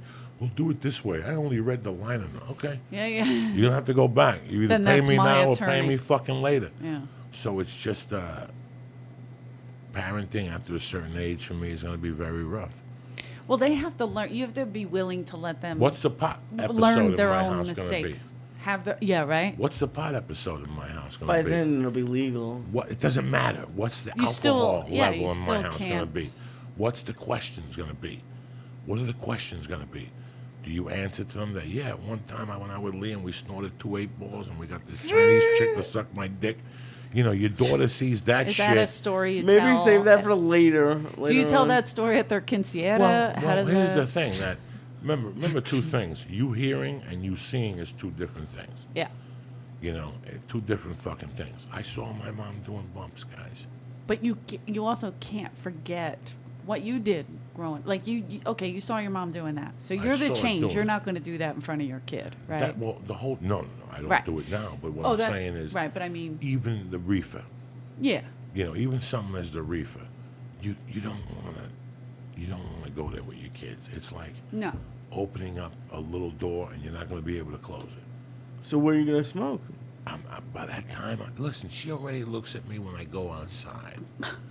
Where the She's fuck? not fucking stupid. They know you're doing something. Daddy, that's I different know perfume. I know the look she That's looks medicinal perfume. at me. I know the way she looks. Like she just, when I open the door, and she checks me out for a minute, and she goes back to what she's doing. That's the look I had when my mom would say, I gotta go in the bathroom, or I gotta do something. Same fucking look. Yeah. I saw it at the house, and I didn't like it at all. When I was 8 or 9, and I knew my mom had done the bumps, oh my God, my blood pressure would go up as a child, and I wasn't allowed to say something. No. Well, it was her roof. If I would have said something, I would have got my head busted. But I dealt with what I had to deal with, and no, that's a tough thing right there. And having girls, you could just talk to them. Yeah. You could Well, fucking yeah, talk girls to them. are a little bit easier to talk to, I think. I mean, it doesn't matter. Everybody's going to go out and try their own thing. But you got to be willing to let them learn on their own mistakes. Like, I feel like a lot of Oh, yeah, parents go are out like, with that mini skirt. You're going to learn. Once you no, get 10 not guys that, to blow a not train through that you way. and shit I at mean, 2 in the like, morning and in an Outburger. I mean, experimental with, like, drugs and shit. Kids are going to do that. No matter what, you can never prevent that. We all did it. You know what I mean? We You know all what's went crazy? through And every our parent phases. thinks they're a genius, and they do it right under your fucking nose. Because I've Oh, heard it today, absolutely. obviously, Yeah. from 10 parents of Yeah. people I grew up with. Sure. They found out their kids are doing. One friend of mine called me one day and he goes, "Dog, Because they're in denial. That's my what God." it is. One friend of mine had a 19-year-old daughter, and he called me one day and he's like, you have 5 minutes? I don't know, I can't show this to my wife. He found her diary, Oof. and she was doing threesomes in high school. Oh. And he's like, right in my house. I'm upstairs sleeping. They're downstairs at 4 in the morning doing fucking pills. They had prescriptions for the pain at the time, Vicodins. Yeah. They were kids eating Vicodins and having sex parties in his basement. He could not believe it. This is 20 years ago. Well, then that's the question. Like, if you're gonna be lenient, how lenient are you gonna be? Because then, Because if then you're if- too lenient, then people go crazy. Yeah. There's got to be a happy medium. This is why I don't carry the full term. I'm sorry. I can't do it. It's too worrisome. God bless you for doing it. I can't. Listen, what do you think? That me and her walked to a pharmacy and said, let's do this? No, nobody wants to have a kid when you're 50 and shit. God just throws a little fucking curveball at you to make it interesting. It's a curveball. Yeah, it's a fucking shot out curveball. That's a curve. beautiful curveball. Beautiful. But if anybody has that in their life and they're a parent, how do you... I don't know. Like, when I was a kid, I'd go to parents' houses, and on the weekends, the parents would have parties and get fucking hammered. Those kids are fucked up today. Like, Yeah. once your parent even knows, like, once a kid even knows you're getting hammered on the weekends and you're coming home and you're using that word hungover, Yeah. oh, I got a half a bag on, and your kid looks at you like, well, I'm going to have a half a bag on some fucking day. You know what I'm saying? I mean, it just makes fucking sense. So I don't even like booze in my house. There's a thing of vodka. Yeah. There's a can of beer, in case she ever makes arroz con pollo. There's Cuban rice and chicken. That vodka and that Kahlua has been in that freezer for 2 fucking years. Yeah. I don't drink. I mean, I drink once in a blue moon, but I'm lucky I didn't get hooked on that. I just know one thing. I'm not a dummy, and I know that karma repeat. I'm no Phi Beta Kappa, I'm no child psychologist, but I did some things that were gene passed on. What I just told Lee at 5. Yes, Lee. Yes, Lee. Yes, Lee. Yes, Lee. The what? I was already putting, always trying to make money.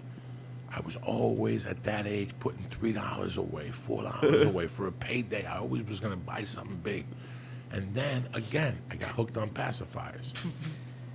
I had a pacifier till I was like 6 or 7. I'm walking around with like 800 in singles and quarters in my room. Dude, you would get killed. A pacifier? No, but I wouldn't walk around with the pacifier. This was my plan. I'd stash them in different strategic parts. I'd even have 2 or 3 at the park.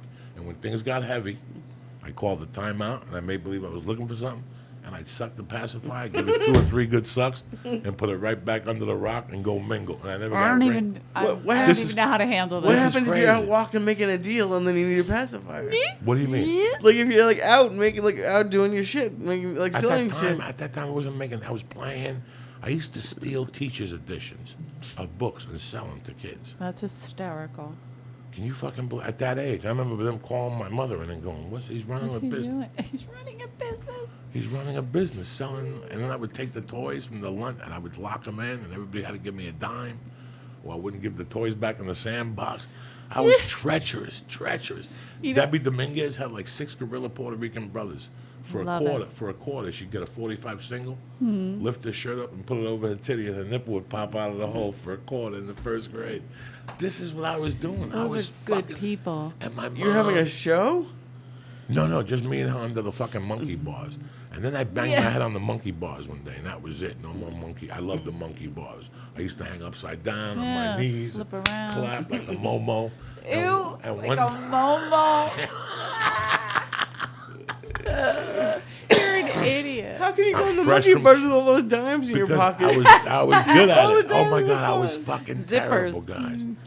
And then I kept getting in trouble. I kept fighting in the neighborhood. My mom had, but the biggest thing I did to lift my mom was getting hit in the head with a lunch container, the lunch box, the thing, the thermos. Yeah. In the old school, they used to have glass in the thermoses. Yeah, no, I never had any of those. One day I got hit in the head with a fucking thermos in Central Park. I got 5 stitches in my head, and I had to run home like a little What? bitch, bleeding and shit all over the place. my And my mother had to God. come from the city. Then there was a fight with a Haitian dude, Rudy, who the father held me and beat me up. What? Then he brought me Oh, I would've upstairs, and my freaked mom out. pulled a knife on him and chased him up the stairs, and they called the Good for cops. her. But the lady next door was Cuban, so she said my mom didn't see a knife, so nobody went to jail. This was a rockin' fucking. Some kid from the podcast just went and took pictures.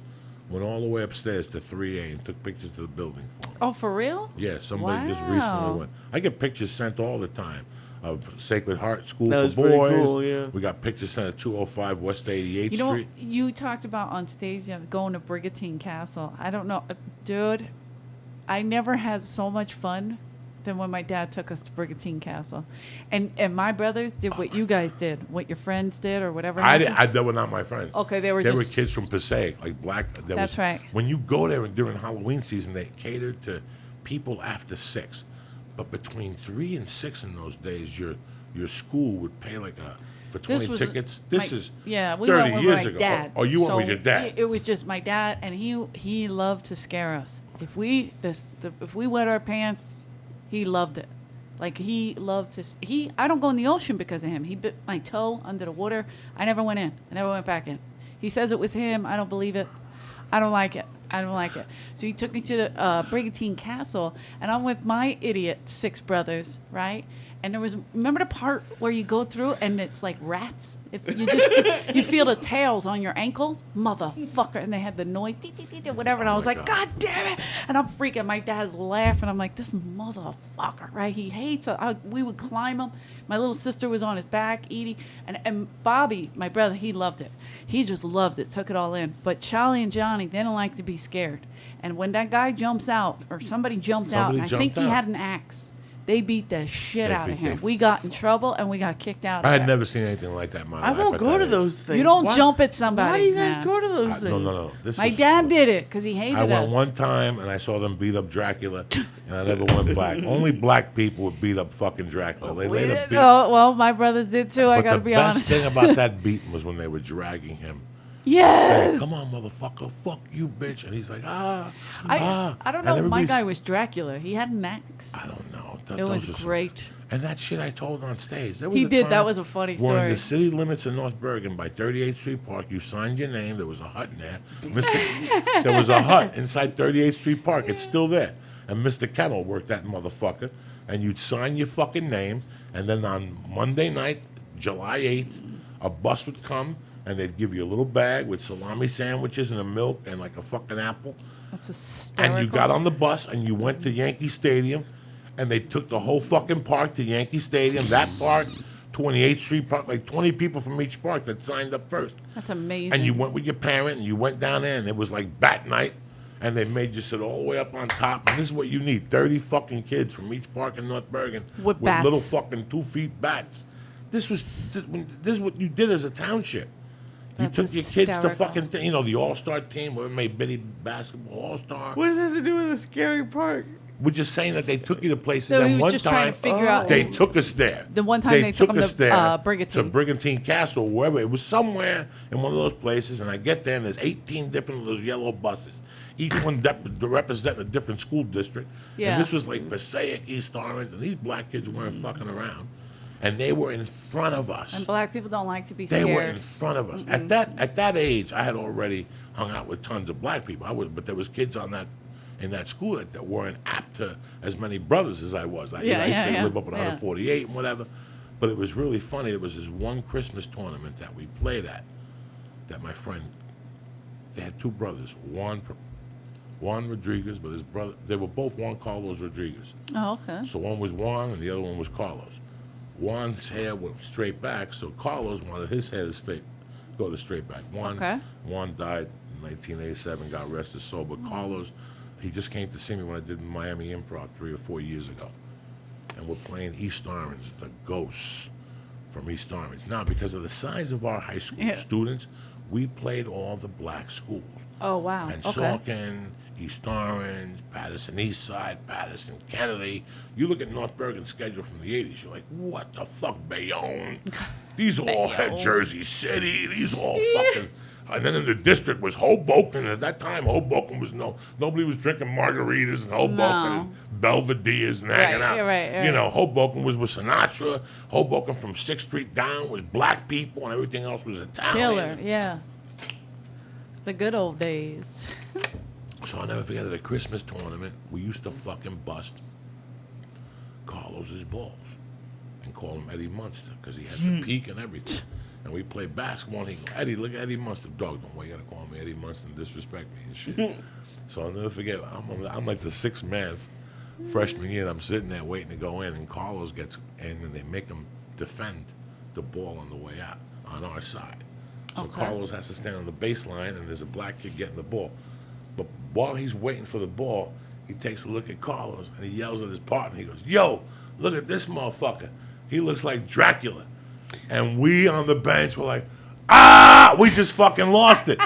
A black kid, we've been telling you for a year you look like Eddie Munster. You tell us no.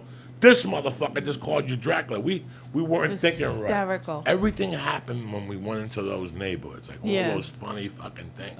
Absolutely. Listen, man, I've never been beat in my life. You know where I got beat? Where? Camden, New Jersey. Oh, Camden's pretty rough. For 2 pounds a pot for $1,800, I paid that fucking with a vig to the end because it was Patty D. I had to give him his fucking money back. You know what I'm saying? I thought I was Johnny fucking reefer salesman. How did they get you? They usually don't let you live too long. Well, reefer, I guess. It's the higher up. I met them on the street. They came up to me, asked me if I wanted to get high. What was happening? Was cracking. They had a badass fucking car. 4 black dudes got out of the car. I was hanging out in fucking Jersey City one night at some fucking bar. I was about 16 or 17. And there was some dudes hanging out outside. I went to smoke a joint. They came over. Yeah. I'm like, hey, blood, you want to get high? Fuck yeah. What do you got? And they were telling me about this chocolate Thai weed. And I smoked a joint, and I was fucked up. I was fucked up, guys. This was something out of this fucking world. Then they showed it to me, and I was like, Jesus fucking Christ. What? Look at that stuff. What type of numbers you looking for? And they told me the numbers they want. I said, listen, I only got like $18 on me, $20. What can I get for that? And they gave me a tremendous butt of this shit. And I went to this dude, Patty D, a neighborhood guy. And I said, Patty D, this is what they want. I tacked on, I was Johnny Mafia. Yeah. I tacked on 6 to the bill. I was going to walk out of there with 12, but I didn't have the front cash. So he goes, what do you want for the 2 pounds? I said, whatever the fuck I wanted, 18. I called the guys, and they said, meet us, whatever, off of some fucking gas station off the 3 or something like that. Okay. And I went over there, I met him, I got out of the car, handshakes, hugs, the whole fucking deal. They showed me the bag. I don't know how they did it, Lee, till this day. We hugged, what's up, dog? Oh, yeah, this is the beginning of the new shit. If you could supply this every week, yeah. They hooked me. They fucking manipulated me, dog. I gave them the money, and they showed it to me, and then something happened. They did like a magic fucking act. Like they turned around and Black took a bag, magic. And they gave me that bag, and they go, dog, it's hot around here. Go to the car, put it in the trunk, and just get the fuck out of here. So I got in the car, drove away, and like 2 or 3 miles, I was like, hold on, let's take a look at this shit. And when I fucking looked in the bag, it was just bricks of dirt. Oh, you those motherfuckers. And I fucking chased them and nothing. I called the number, disconnected. I mean, Of course. Yeah. it was like a payphone they were working out of. It was fucking brilliant how they got me. They set me Black up. magicians. Black magicians, the same ones that robbed Red Band. Didn't he get robbed in Burbank? Wizards. Right now? No. Oh, a long time ago. Red Band got by a black wizard. That's hysterical. That's always been like where you're from. That's always been. When I was growing up, I used to go down there for concerts and shit. From Asbury Park down, that was always kind of scary for me. It turned Yeah. fucking real. Once you got into, I used to go to concerts in Philly, tons of them. I live a half a mile from where the Vet Stadium. I all don't that. know Well, it's how not many there. Sixer games I went to in Philly, but I gotta tell you, if I had to count them, between 5 and 7 or 8. Wow. I went in '83. I was down there, dog. I think I went to one with my dad, a half of one. He had to pick up money from somebody, and I went by to meet Julius Erving, and that was and me and my brother Billy, and we were like, oh my god, and we were so little. His hand was bigger than our arms, and we just shook our hand. And my dad got whatever he got, and we let. I don't remember watching the game, but I could have been too little. I don't know. I don't remember. It's vague. I just remember Julius and being like, oh shit. I went to one of his basketball clinics put on by Converse. Oh, okay. Yeah. We all waited online like a bunch of jackoffs. Then I was about 10 or 11. That motherfucker pulled up in a Mercedes-Benz, fucking palming a basketball. I almost came all over myself. This is the greatest. I loved all that shit. I loved all that basketball shit growing up in Philly. I love baseball too, basketball, baseball. And they used to have to come to our neighborhood because ours was like the okay neighborhood to go in. So they would come in our neighborhood, like the Phillies and the Sixers and the Eagles, and never hockey really, but they would come in our neighborhood and hang out with the kids like for a day. And then if you were good, they would let you go in there. And very once in a while, a Kerrigan kid would sneak through. So I got snuck through one time, and I was having a catch with Tug McGraw.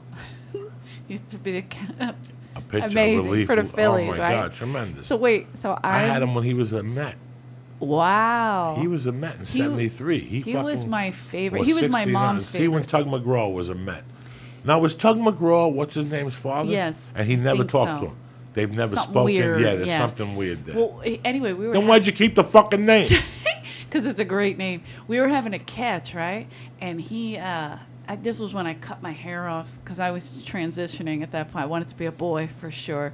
And we were having a catch, and he looked at somebody. He goes, "Hey, this little boy's got an arm." And I was like, "It's working. It's working." He thinks I'm a dude. I literally cut my hair and played like a boy. I really did. I always wanted to be Bruce Jenner. Now he wants to be me. The fucked up shit we doing with children. When did he play for the Mets? He started in '66. And he played till '73?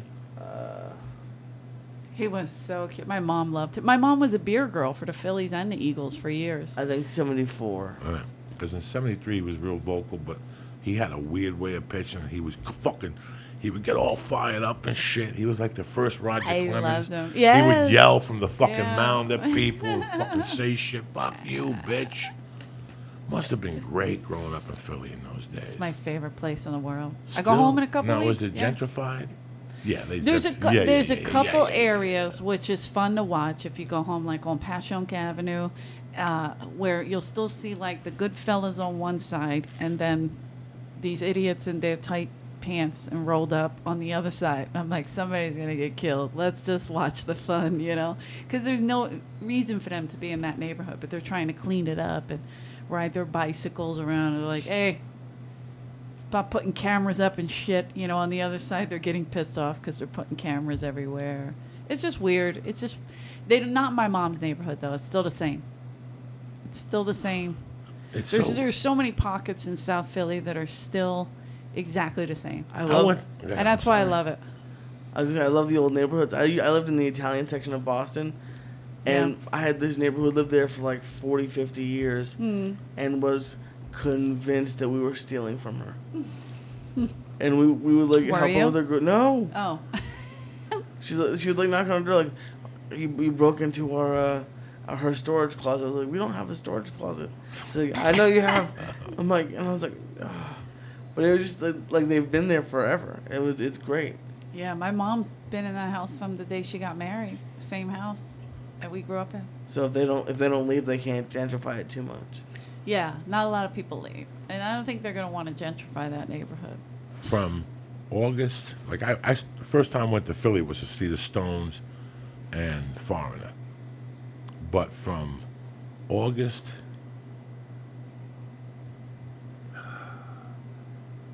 of maybe 81 to like 83, I had the weirdest relationship in Philadelphia. My buddy went to Glassboro, and he was a complete scam artist, and he talked me into doing paperwork. He said he knew everybody. He'd get me, and he'd get me cash. All right. So we went down there a couple times. I slept on his floor. We got high. We watched TV. Great fucking kid. And sure enough, he got me fucking admitted in there. Got me a couple grand, which I immediately put up my nose and bought clothes and tried to get my dick sucked or whatever. Right. At the time, I was always getting in trouble in North Bergen. So whenever I would get in trouble, all I had to do was go to Kennedy Boulevard, take a bus to the city, and then take the express to Philadelphia. Yeah. And I'd call him and tell him I was going to take a cab over there, and he'd feed me, and I'd hang out with him for a few days. And we'd scam shit, and he kept me in there for a semester. Did you know that? Wow, I did So not for know a that. semester, I walked around wherever the fuck Glassboro is, which is now Rowan. He got me a job roofing. I Wow. worked for these fucking dudes, and all I did all day was carry 90-pound rolls up a ladder. They paid me $50 cash at the end of the day, which to me Thousand. meant more than anything in the world. Just the fact Yeah. that I'd have to wait a whole fucking week for my money. Yeah. Every day at 5, he'd pay you $50. If you worked after 5, he'd give you 65 or whatever the Right. fuck it was, 7 o'clock, whatever. But I was just a regular. I was 19. I was always in trouble.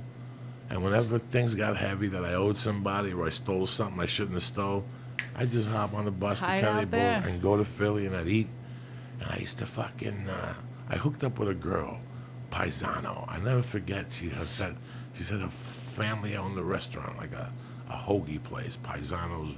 And this is 1980 fucking 82. Wow. But it was just scary. Like one time I got raided. I was just watching a concert. I went to see Black Sabbath, and the feds jumped us in Philadelphia in '83. Just a What? bunch of crazy. So you went shit. on the lam.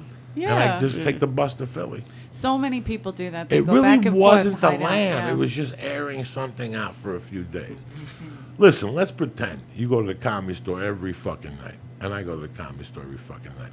Or I fly in and out of the Comedy Store, and I bring weed to the Comedy Store. And one day I give you 2 pounds of weed, and I say I'll be here next Monday, and you don't show up. You're going to sit a couple extra days and wait for your 2 pounds of fucking weed or the money. Where's Joey? Nobody knows. And that's what I would do. Nobody ever knew. I just disappeared to Philadelphia. For how long? 3, 4 days, 5 days until shit aired out.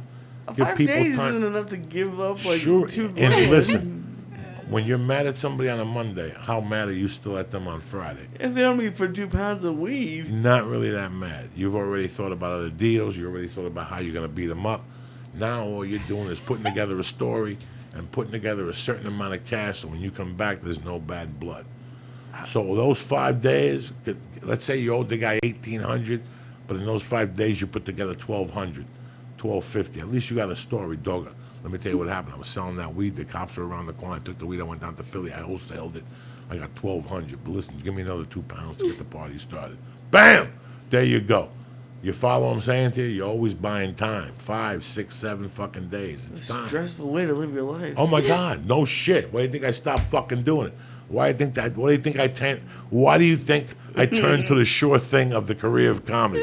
Because it was so fucking sure, Lee. That's why because at that point, that's what I had been doing all along.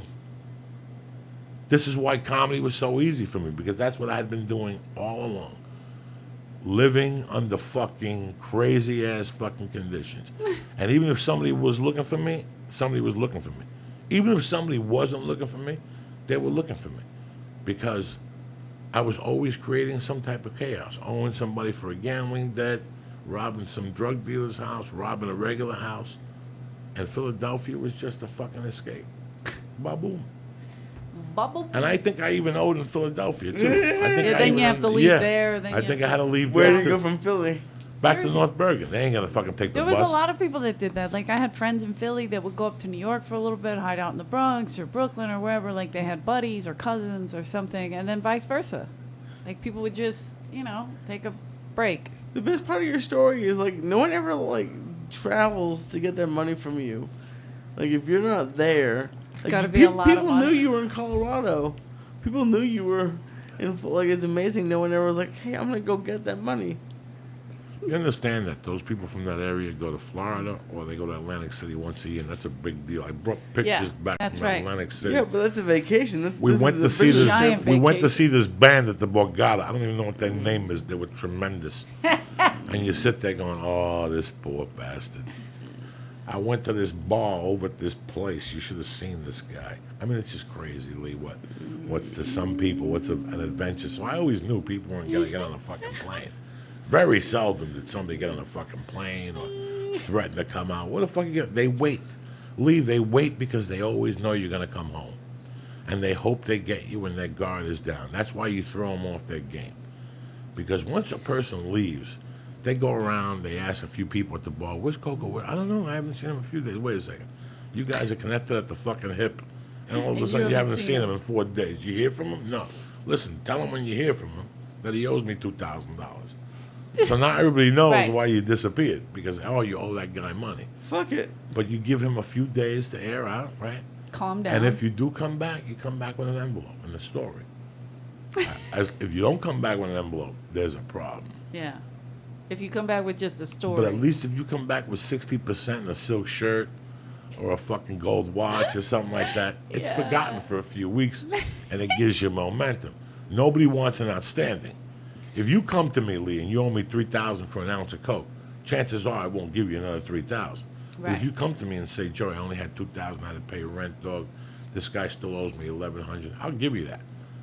Now you got 3 or 4 more days to just make that money back on the second ounce of Coke I gave you. See? Capiche? You always leave owing the guy something, because then you have an They got investment you. in a drug dealer. All those years when I was buying Coke on Gardner from the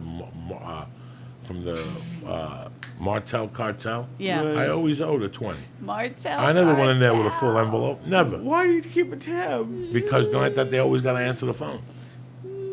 You understand me? If you don't keep a tab, they're not gonna answer the phone. You're like Oh, an it's evil- this motherfucker. You're like an evil genius. They're like, "Fuck this motherfucker." What do you mean, "Fuck this I'm motherfucker"? so- I'm so- I owe you $50. You want that 50 I owe you? Yeah, I want the 50. Well, open the fucking door. Little do they know that you're gonna leave there owing 100. You're gonna give them the 50 you owe 'em, but then you're gonna front the yardstick. Martel cartel. The Martel cartel. You know me, dog. I That's was right over there. hysterical. I used to go to the Martel. I lived on Martel. I remember it right around the corner from you. Oh no, it was up right, but you lived were on on my Gardner. side. Yeah. They were up the corner. Yeah. The okay. black dude. They used to I come to know, the store yeah, with the yeah, envelope yeah, with the yeah. blonde and shit. They had like, well, let me tell you how I became remember. friends with them, just so you motherfuckers know. At that time, I used to have this little gun I found. I found this gun, and Okay. Jody Fertig was the apartment building Yes. manager over Love at her. 1440. How do you find a gun? You know, You how could we do it. find Sometimes guns, people come find a on. $5 bill. Sometimes people. So I found this You got gun, lucky as shit. and I hid it in the wall at Martel. I hid Did it you in- know if it worked or not, or you just? Absolutely. You know, Okay, I don't find okay. defective guns. Okay, You know what I'm saying? okay. Who finds a defective gun? So Lady. I didn't want it on me because I'm a felon. I couldn't have it in my apartment. Right. So I unscrewed the mirror at Jody Fertig's apartment because he always left the front door open. And I put the fucking gun in her wall. For like a year, the gun was in her wall. Poor Jody. And she never knew it. I used to go to her house and hide blow. Like I go to her Are house you and kidding? listen I to me. love her. Listen For to what what I would reason? go. Because I know if I went back, she'd be up. So what I would do is I go to El Compadre, buy an 8-ball, take half of it, break it in half, go to Jody's apartment, hide half the 8-ball. Then I go to the store, and then I call her and wake up and say, "Jody, I'm coming over." "You can't. I'm sleeping. I got a half 8-ball over there." "Where?" Where? "Don't worry. I'll show I'm you when up. I get there." By the time I got there, cocktail was served. My shoes were taken off. Who's better than me? You know what I'm saying? That was a party building. So anyway, yeah, it's a tremendous building. So anyway, I had this gun in the wall. And one night, I was almost going to beef on 9/11, but then something happened. I went to the Martel cartel and everybody was beat up. That's how I became Goombas with them. Everybody was beat up. What do you mean beat up? Like, They got robbed. oh, They got set up. Somebody left the gate open. oh. On the way out, 3 people went out. They came in and left the gate open, and 10 fucking black dudes came, pistol whipped the white dude and the black dude, and the dude was just walking in, tied him up, and took all their drugs. 4 ounces of blow, a couple pounds of weed, some ecstasy. So these guys are sitting there. I walk in, they're sitting there all beat up, like somebody fucking, And I walk in like, where's the shit? And they're telling me, you gotta wait an hour. We just got robbed. They both got headaches. And I go, let me ask you a question. How the fuck are you drug dealers? I swear to God. I go, don't you guys have a piece here? And they both looked at me like I was a Martian. They're like, not really. I go, listen, you're gonna do 8 years for the drugs. You might as well pick up another 2 and have a piece here. You put it right next to the big bag of blow. Underneath it, as you're going for the fucking powder, you take the gun, you shoot the guy in the fucking leg if they're robbing you. This is what I never understood. Out of all the fucking people I robbed in that capacity, drug dealers, they didn't have their shit together. Well, there's so many. When yeah. I lived in Aspen, I had 12 guns ready to shoot at all parts of the house. If you let me bend over, there was a gun under that carpet. Okay? There was a gun everywhere. I had guns outside because that's how Juan was. Were they all loaded? Ready to shoot. My stepfather always had pieces. If my Yeah. stepfather hung at the Comedy Store every night, one day in the afternoon, he'd go up there and hide a gun, just in case things Just got in bad. case, I get it. Things get bad, there's always a gun close by. It's not even on your body, and nobody else is going to find it. So, Yeah. but how many places? I just imagine like a gun under the mat, When I under the became, rug. from 86 to 89, when I became that stupid gun person that I thought I really wanted to be, I bought every gun, shoot it a couple times, then I'd sell it. Yeah. All right, that's what I would do. I would get rid of them or whatever. I would take them back to Jersey and just sell them with no paperwork, shit like that. So I didn't really care, but I had guns hidden everywhere. So if you came to my house and put a gun to my head, I'd tell you, listen, come here. I know where there's 50 fucking grand. And I'd have 6 guns in that area pointing at that 50 grand that you wouldn't fucking see if you came into my room. But I was going to go for one of them when you were putting that envelope in the thing. I was at least going to cap you with something. Because most of the people that do that are scared 9 out of 10 times. Yeah. Most of the people like that are not, the people that heavy duty come in, they do this for a fucking professional. When I was doing it, I wasn't no professional. I was just a fucking coke fiend that wanted to rob you. But you pulled the fucking gun on me, I'd fall to pieces. I ain't gonna lie to you. You pull a gun on me in those days, I'd fall to pieces. I'd suck your dick. I'd have Whoa. no fucking choice. Seriously, that's what happens Yeah. to people. That's I why I get it. suck I dick. get it. Maybe Nobody ever put a gun to my head. Quite a few dicks. What are you gonna do? Just saying. Let me give some shout outs. Jason Saldivari, Jason Ellison, King Julian, Dead Squad Harlem, Renee Encarnacion, Sergio Ortega, Matt Brodchick, Christopher Moore, and Victor Hernandez. What are you, fucking nuts or what? Happy Labor Day, cocksuckers. Lee, how fucked up are you? Get it together, cocksucker. Yeah, Lee, you're fucked. I am very I fucked love up. it. So I never understood how you could go to somebody's house and they don't have 3 pieces or at least 1 piece pointing at the loot. Yeah. I gotta go to that pillowcase. I got another 10,000 for you. Where? If he goes in there and he grabs a gun, you're gonna have a problem. So that's when you gotta have another gun close by, ready to fucking fire, ready to fucking launch. I mean, that's the mentality. You gotta figure that they're all out there to It's a get you. scary mentality, man. Oh, please, but that's what the drugs do. What are you gonna do, Lee? This is what you learn on a Monday afternoon on Labor Day, right? Right? You, wanna You gotta smoke- learn how to work. You want to smoke another number? Sure. You do? This is some good fucking weed. Perennial. Put me on the fucking map. Lemon OG Kush. Smell this. I hate weed. The smell of it, I mean. This is, now let me explain this. I just don't smoke anything. You know, I'm a picky fuck. I know. This is from the Chinese girl. She picks me, and I got an 8 of that the other day. Oh, come Oh, on. I knew this it was is gonna smell like fucking- shit. Damn it. Oh my God, this is yummy for you. I know it's probably not as good as I could get, but I got like one of the PR pre-rolls at Sunset Herbal. It was really good. Like, But it wasn't like never a shitty- smells good. Did you You smoke can't it with say the it wife or smells solo? good. No, just me. She doesn't like smoking. She had a good time this weekend. You tie her up. You give her a good salamink. Shut up. We didn't tie her up, but yeah. All right. Why no tying? I don't have a footboard. Least scared. You don't want to pull her hair or smack her yet. Nothing. You don't shoot loads in the mouth. Nothing. He politely taps her on the shoulder. Nah, Lee What do I do? I don't Lee's not a tap her. savage. I'm gonna smack her. You don't tell her to get off the helmet. Look how cute And he what, is. and what kind? What does that even mean? You torture him. You don't tell her get off the helmet. I'm about to come, honey. Fuck no. You make her suck that fucking rod of death Siphon it out. until a little juice comes out of there and knocks her for a fucking loop. Every time she puts her, she have to put glasses on to balance her head after that and shit. You know? It's all over and shit. I don't know. I want people to really go see you. I think that Yes. you're at a point in your life where, comedy-wise, people are going to start seeing you. I think you fucking made a lot of people lift their heads up on what women are doing now in 2015, and you're in front of the pack. You just need a good push behind you. Need a good push, but it is good that I'm getting a headline different places now. Like I'm actually co-headlining in Scottsdale next weekend. Which For one? the Laugh Factory. Okay, Yeah. that's good. Who That's you great. co-headlining with? Lowell Sanders. Good, He's perfect, great. Yeah, perfect. he's a great guy. Yeah, And then in Jersey, that's just me, just you. and that's the 25th and 26th of September. Yeah, I always have to look because I'm. But also, I was telling you, the Pope is coming to Philadelphia, so they're shutting down bridges. So all my connections from Philly, you can't come. Like my brother was like, "Oh, we're gonna rent a bus. We're gonna go see you." I was like, "Great." He's like, "Hey, there's no buses." There's nothing. Nothing. You can't get So you gotta go because from this the is other the way. people's Pope. Yeah, this is the So this people's is fault. like people are flying in, filled up. People are renting their houses out and Is getting that out the of only the city. place he's going, Philly? I think so. I'm not sure why, but I'm not sure I exactly. mean, I where want to else. see the Pope, but not with 10 million people No, coughing on my neck. I agree, and I You gotta remember go see the Pope and get the flu. As a you know kid- what I'm saying? All of a sudden I got shingles and shit. as a kid, I sat on the stupid curb on Broad Street waiting for the Pope. Me and my best friend, we got there at like 6 a.m. It was already a bunch of people there, but we were little, so we went to the front. You know, they let the kids in the front, and we sat there all day, and that Pope flew by us. So I was like, nah, I'm not falling for that scam again. Okay.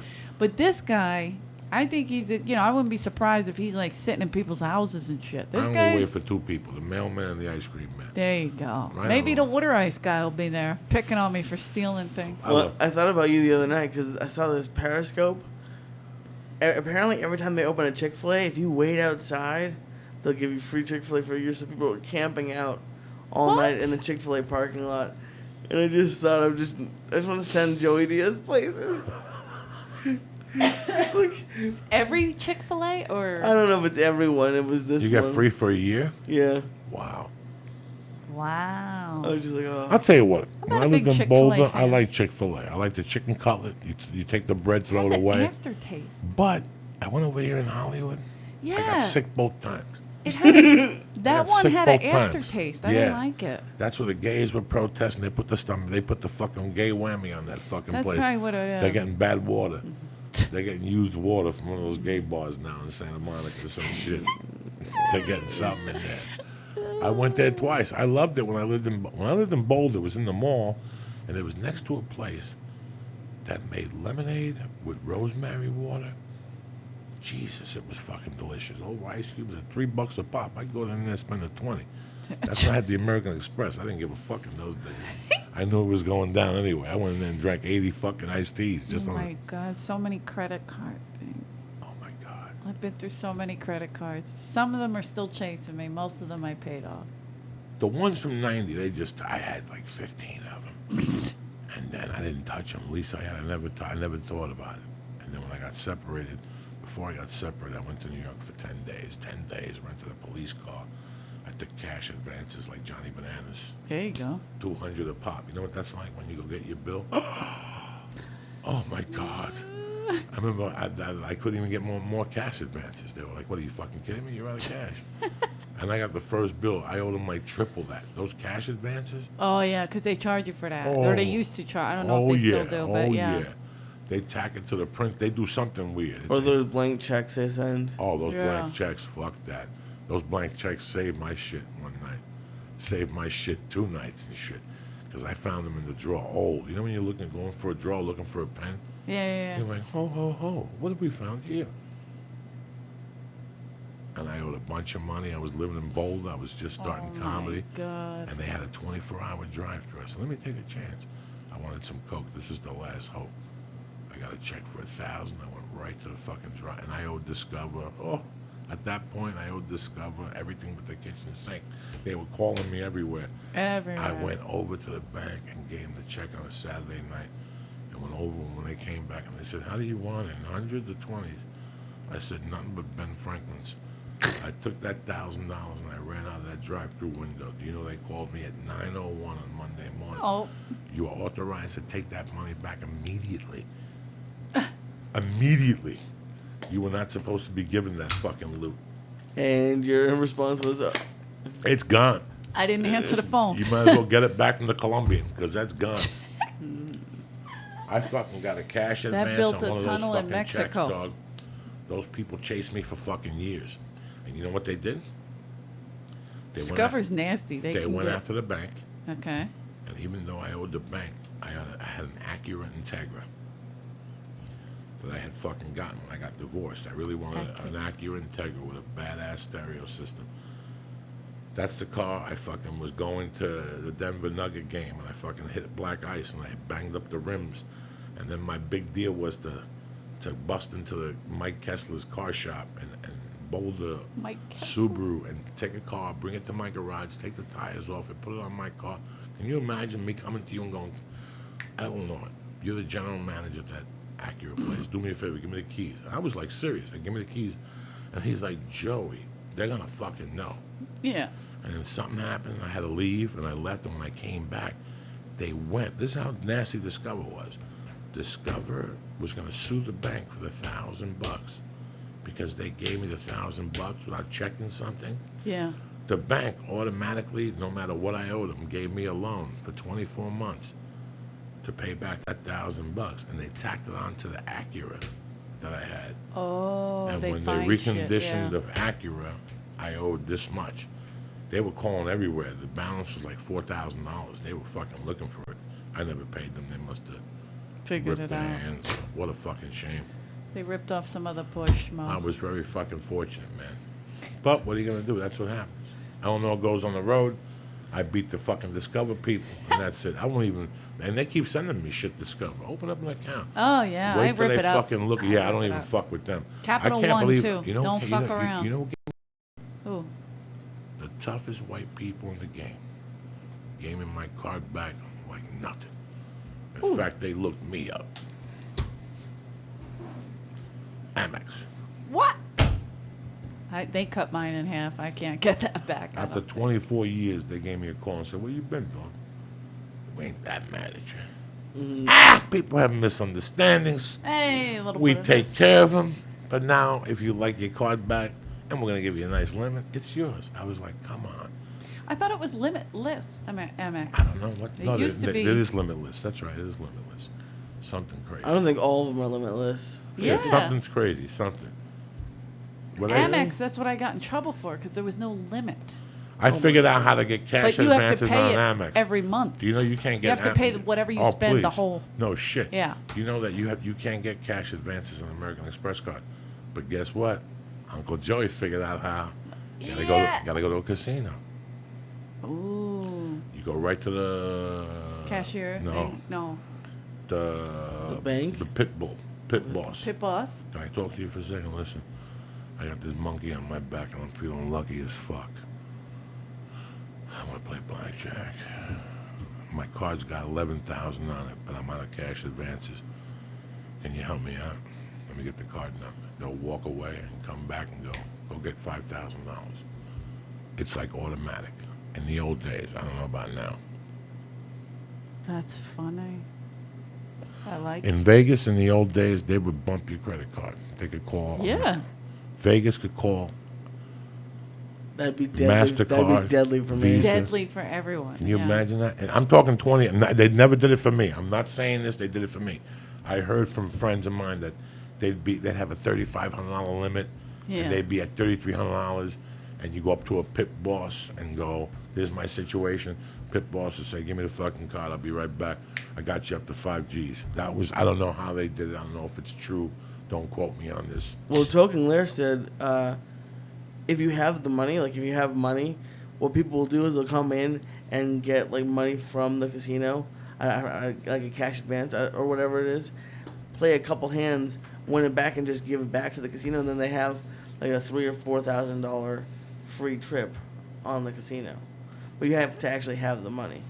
So if you didn't have the money, then it'd be hard. So say that again. So we fly in. I leave my credit card. I forget what it's called, but it's like when you go in and they give you money, like they give maybe a line of credit or something. Right. I know you get credit. You can file paperwork, Yeah, you right? can get a line of credit, You get a line sure. of credit. So then you get 20 grand, and then like you'll go to like play blackjack or something, win a couple hands, like and get to like $25,000.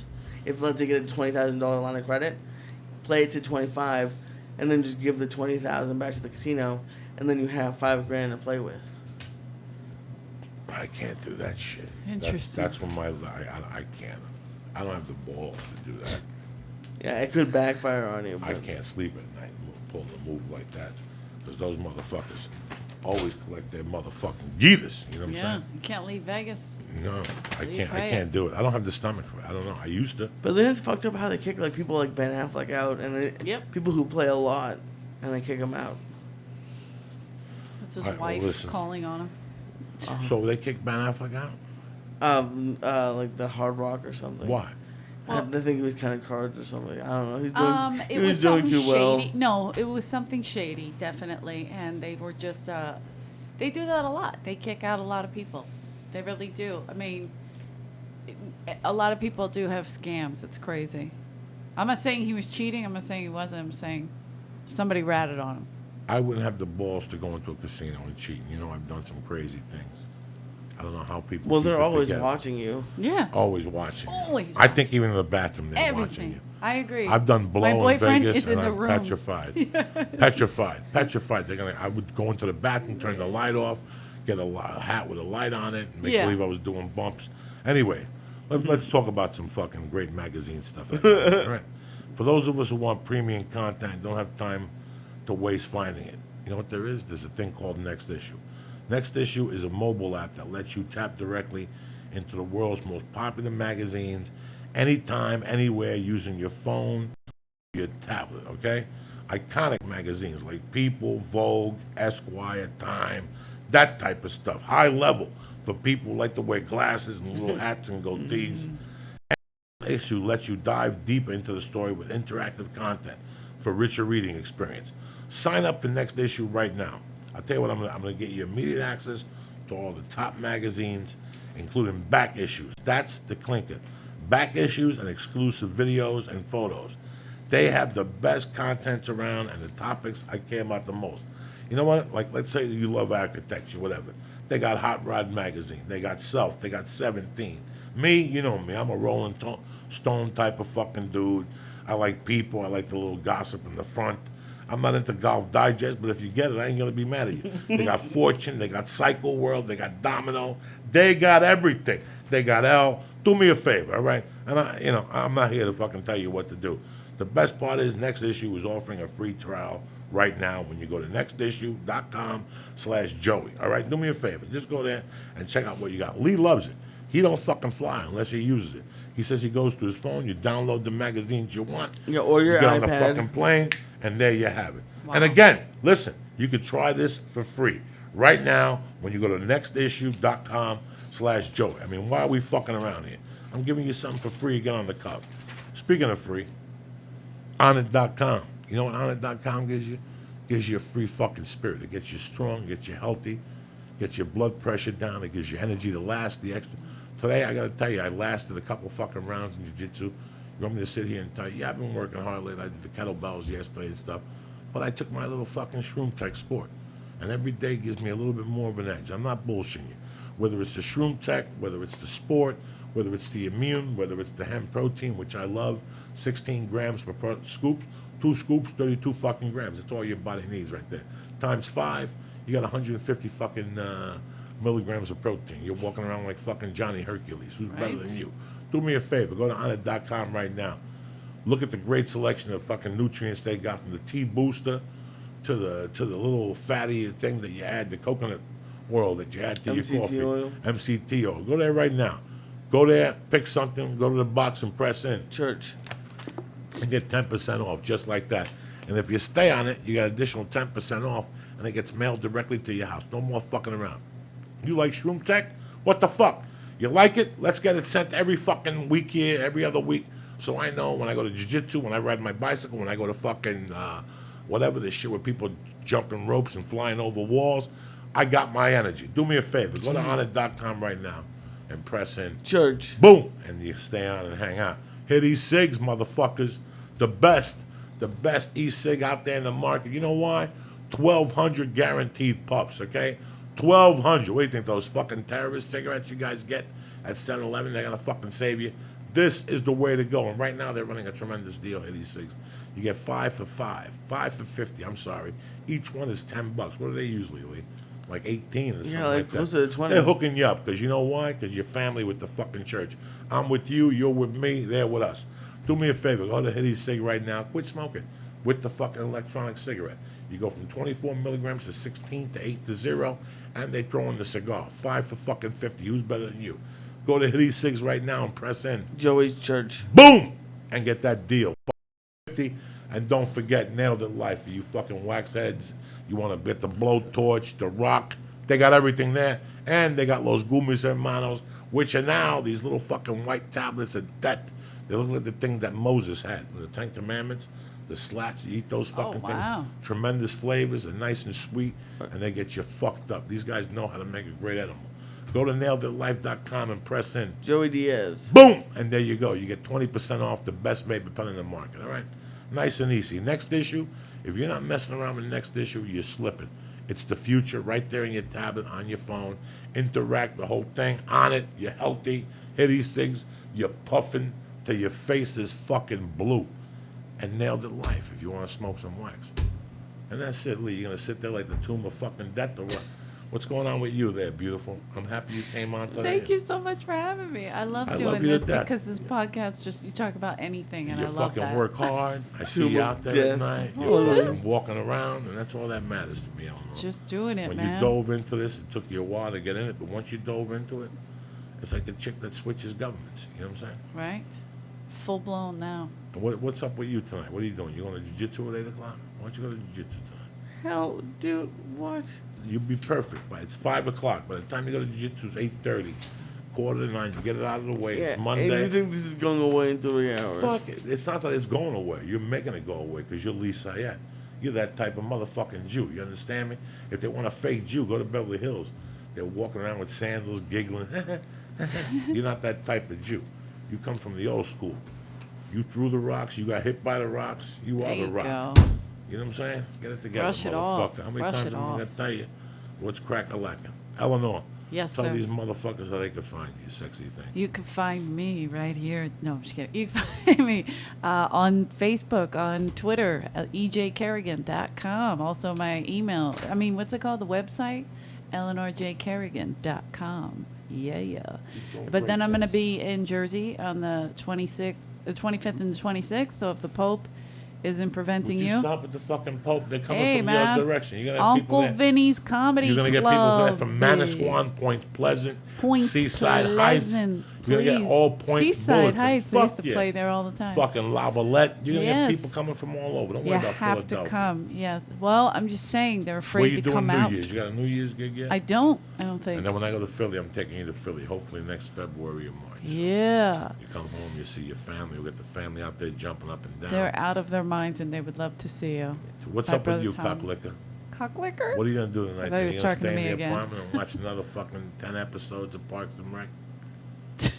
I have no plans as of right now, man. No plans. What are you doing? Yeah, what are you It's doing? not what I'm doing, it's what ain't I doing. There you go. I'm gonna go home now. I gotta play with the fucking lunatic till about 7:30. I gotta watch 3 episodes of fucking Team Umizumi with the Troublemakers. There's these 3 little faggots on there, the Troublemakers. They knock tables over. What Troublemakers? They're 3 little faggots. Two little guys. They're troublemakers. They're But she loves it, right? Oh, she turns around. Daddy, it's the Aw. troublemakers. All right, Yeah. troublemakers. Then she takes a bath, and I'll tell you what I think I'm gonna watch tonight. Bullets Over Broadway. One of my favorites. I'm in the mood for Don't Bullets Over. speak. How good is Chaz Palminteri? The best. and I saw the Bullets? one-man show Did he really? of his Bronx Tale. Okay, you didn't see I it. love him. No, Bullets Over Broadway. It's Woody Allen. No, but it's still he's the guy, He's the writer. terrific, He's yeah. terrific. That's Yeah. his best all-time fucking role in that. When he's trying to argue with a writer, and he's better than the writer. He's telling him what to write. Nobody talks like Nobody that. talks like that, but the best is the writer fucks up and he shoots him. That's how personal he takes the fucking play. That is as great as ever. good. So I found it on YouTube. Oh, great. It's on YouTube, the full fucking movie, Bullets Oh, Over wow. Broadway. Okay. The black fucking the maid with the guy, the boss's Oh, wife. yeah. The You chick- want the good hooch? You want the good Oh. hooch. Give him the good hooch and shit. Oh, from the clean There's two bathtub. movies I got to watch all over again. They're just calling me. You ready? Bullets Over Broadway and Harlem Nights. Oh. Especially after we talked about David Banks. I'm ready Yeah. for Oh, Harlem please. Nights. If not, I got to watch the Michael Jackson Remember the Time video. It's like 18 minutes. Same thing. Harlem Nights, Remember the Time. What's the fucking difference? People dancing, jumping up and down, black snakes. I love you guys. Thank you, Eleanor. Thank Eleanor, you for having listen, me. Jersey, my Jersey Jersey. people. You know I love you motherfuckers with all my heart. Friday night you go see Eleanor, and Saturday night you come see me in the city, Well, or where are vice you? versa. When you're in Uncle Vinny's, I'm at Gotham's. Oh. I'm right there.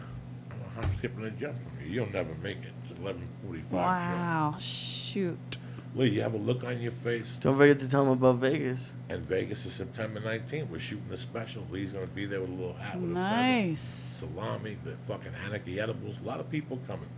A lot of people supporting on this. Thank you very much for the love and the fucking. Why am I talking into the mic? I'm right here. I got to pee again. All this Me water. I too. sweat a lot today, but Jesus Christ. What's up, dog? You going to go to jiu-jitsu tonight? You need to go over and just say Work hello to it out, Marcelo. Lee. Do a couple push-ups with John Bud. He'll teach you some shit. You have a good time. I'm gonna go Thursday with him. Thursday's never gonna come. You gotta go Wednesday night. Like that, you get it out of the way. You get your kettlebell in, and then you go with the 24-hour fitness and do your little fag thing until fucking your asshole blows up and shit from doing that shit. Elliptical. You do the elliptical. How can it be a Once fact a that week, you but that's not didn't- the only fucking thing I do. What? And not everyone can do 80 different classes, man. You gotta like. Well, 80 different You're classes. like, okay, do kettlebells, do jujitsu, do You gotta do yoga. everything. You're 27. Try everything. If I was 27 years old, do you know what I'd be doing with what I know now? Oh my god, that's You know what too I'd be fucking doing? First of all, at 6 a.m., I'd be fucking swimming. If I was you, I'd be in a pool at 6:01, with 3 times a fucking week. And then on Tuesday and Thursday, I'd be with Rashad over there, Hassan, whatever his fucking name is, doing jiu-jitsu at 12:30, so you kill that. But you do the kettle. That's what I'd be doing if I was 27, easy. Then on Saturday and Sunday, you want to go with Mom on the elliptical and bring a little Rexon Park on the tablet and look at it. That's up to you. You're 27. You could do something every day. What recovery? You're 27. It's not recovery. It's just so much different driving around. What different- driving around? You live in the fucking neighborhood. What driving Yeah, but around? I don't like meeting that many people. What meeting that? Oh, What people? my You're gonna sit in that I like apartment? just going to the gym and getting it over What with. joining a gym? That's not a gym. That's a fucking. They're Day gonna fuck camp. you in the muffler over there. You do one thing. Yeah. You walk in. You do the elliptical for a year and 3 months. The same thing. What do you think has happened to your resistance? The same fucking thing. You're gonna look there, sit me in the eye, and still say it motivates you. A year and 3 months. You sit there with some tablet or some fucking Harvey Homo show that means nothing. I could see if you sit there and smoke a joint and work it out, nothing. You sit there with You no can't vitamin smoke D. a joint inside 24-hour fitness. Well, no, you smoke a joint in the car before you go in there. At least think and write notes down or something. Nothing. You go in there and watch some fucking bad show. I'd rather you fucking go to North Hollywood, stretch, and walk around 3 times, get some vitamin D. You never know what could happen. You got to switch it up now. It's time to switch it up. You're 27 years old. How much longer? How much longer? What? How many more days? I did 42 minutes. What fucking 42 minutes? You're 27. At 27, I didn't sleep. You missed You out. and fucking D'Agostino, both of you. Sleep is great. You should Sleep sleep is more. great. Yeah, fuck. Oh my god. There was a time I used to ride my bike to swim in Boulder. Those pictures are great. They're fucking beautiful. Then I'd Yeah. ride back home and hit the bag and lift weights when I was your age. That was really hard. It's not hard. It's my a piece God, of cake. you are so funny. This is I you. could go for a piece of cake. You're a young Oh, fucking really? man. Don't you love cake? You're a fucking doesn't? savage. I love cake. You're an animal. Look at you. Close the show, cocksucker. Please Okay. can have cake. I can't have cake. Why not?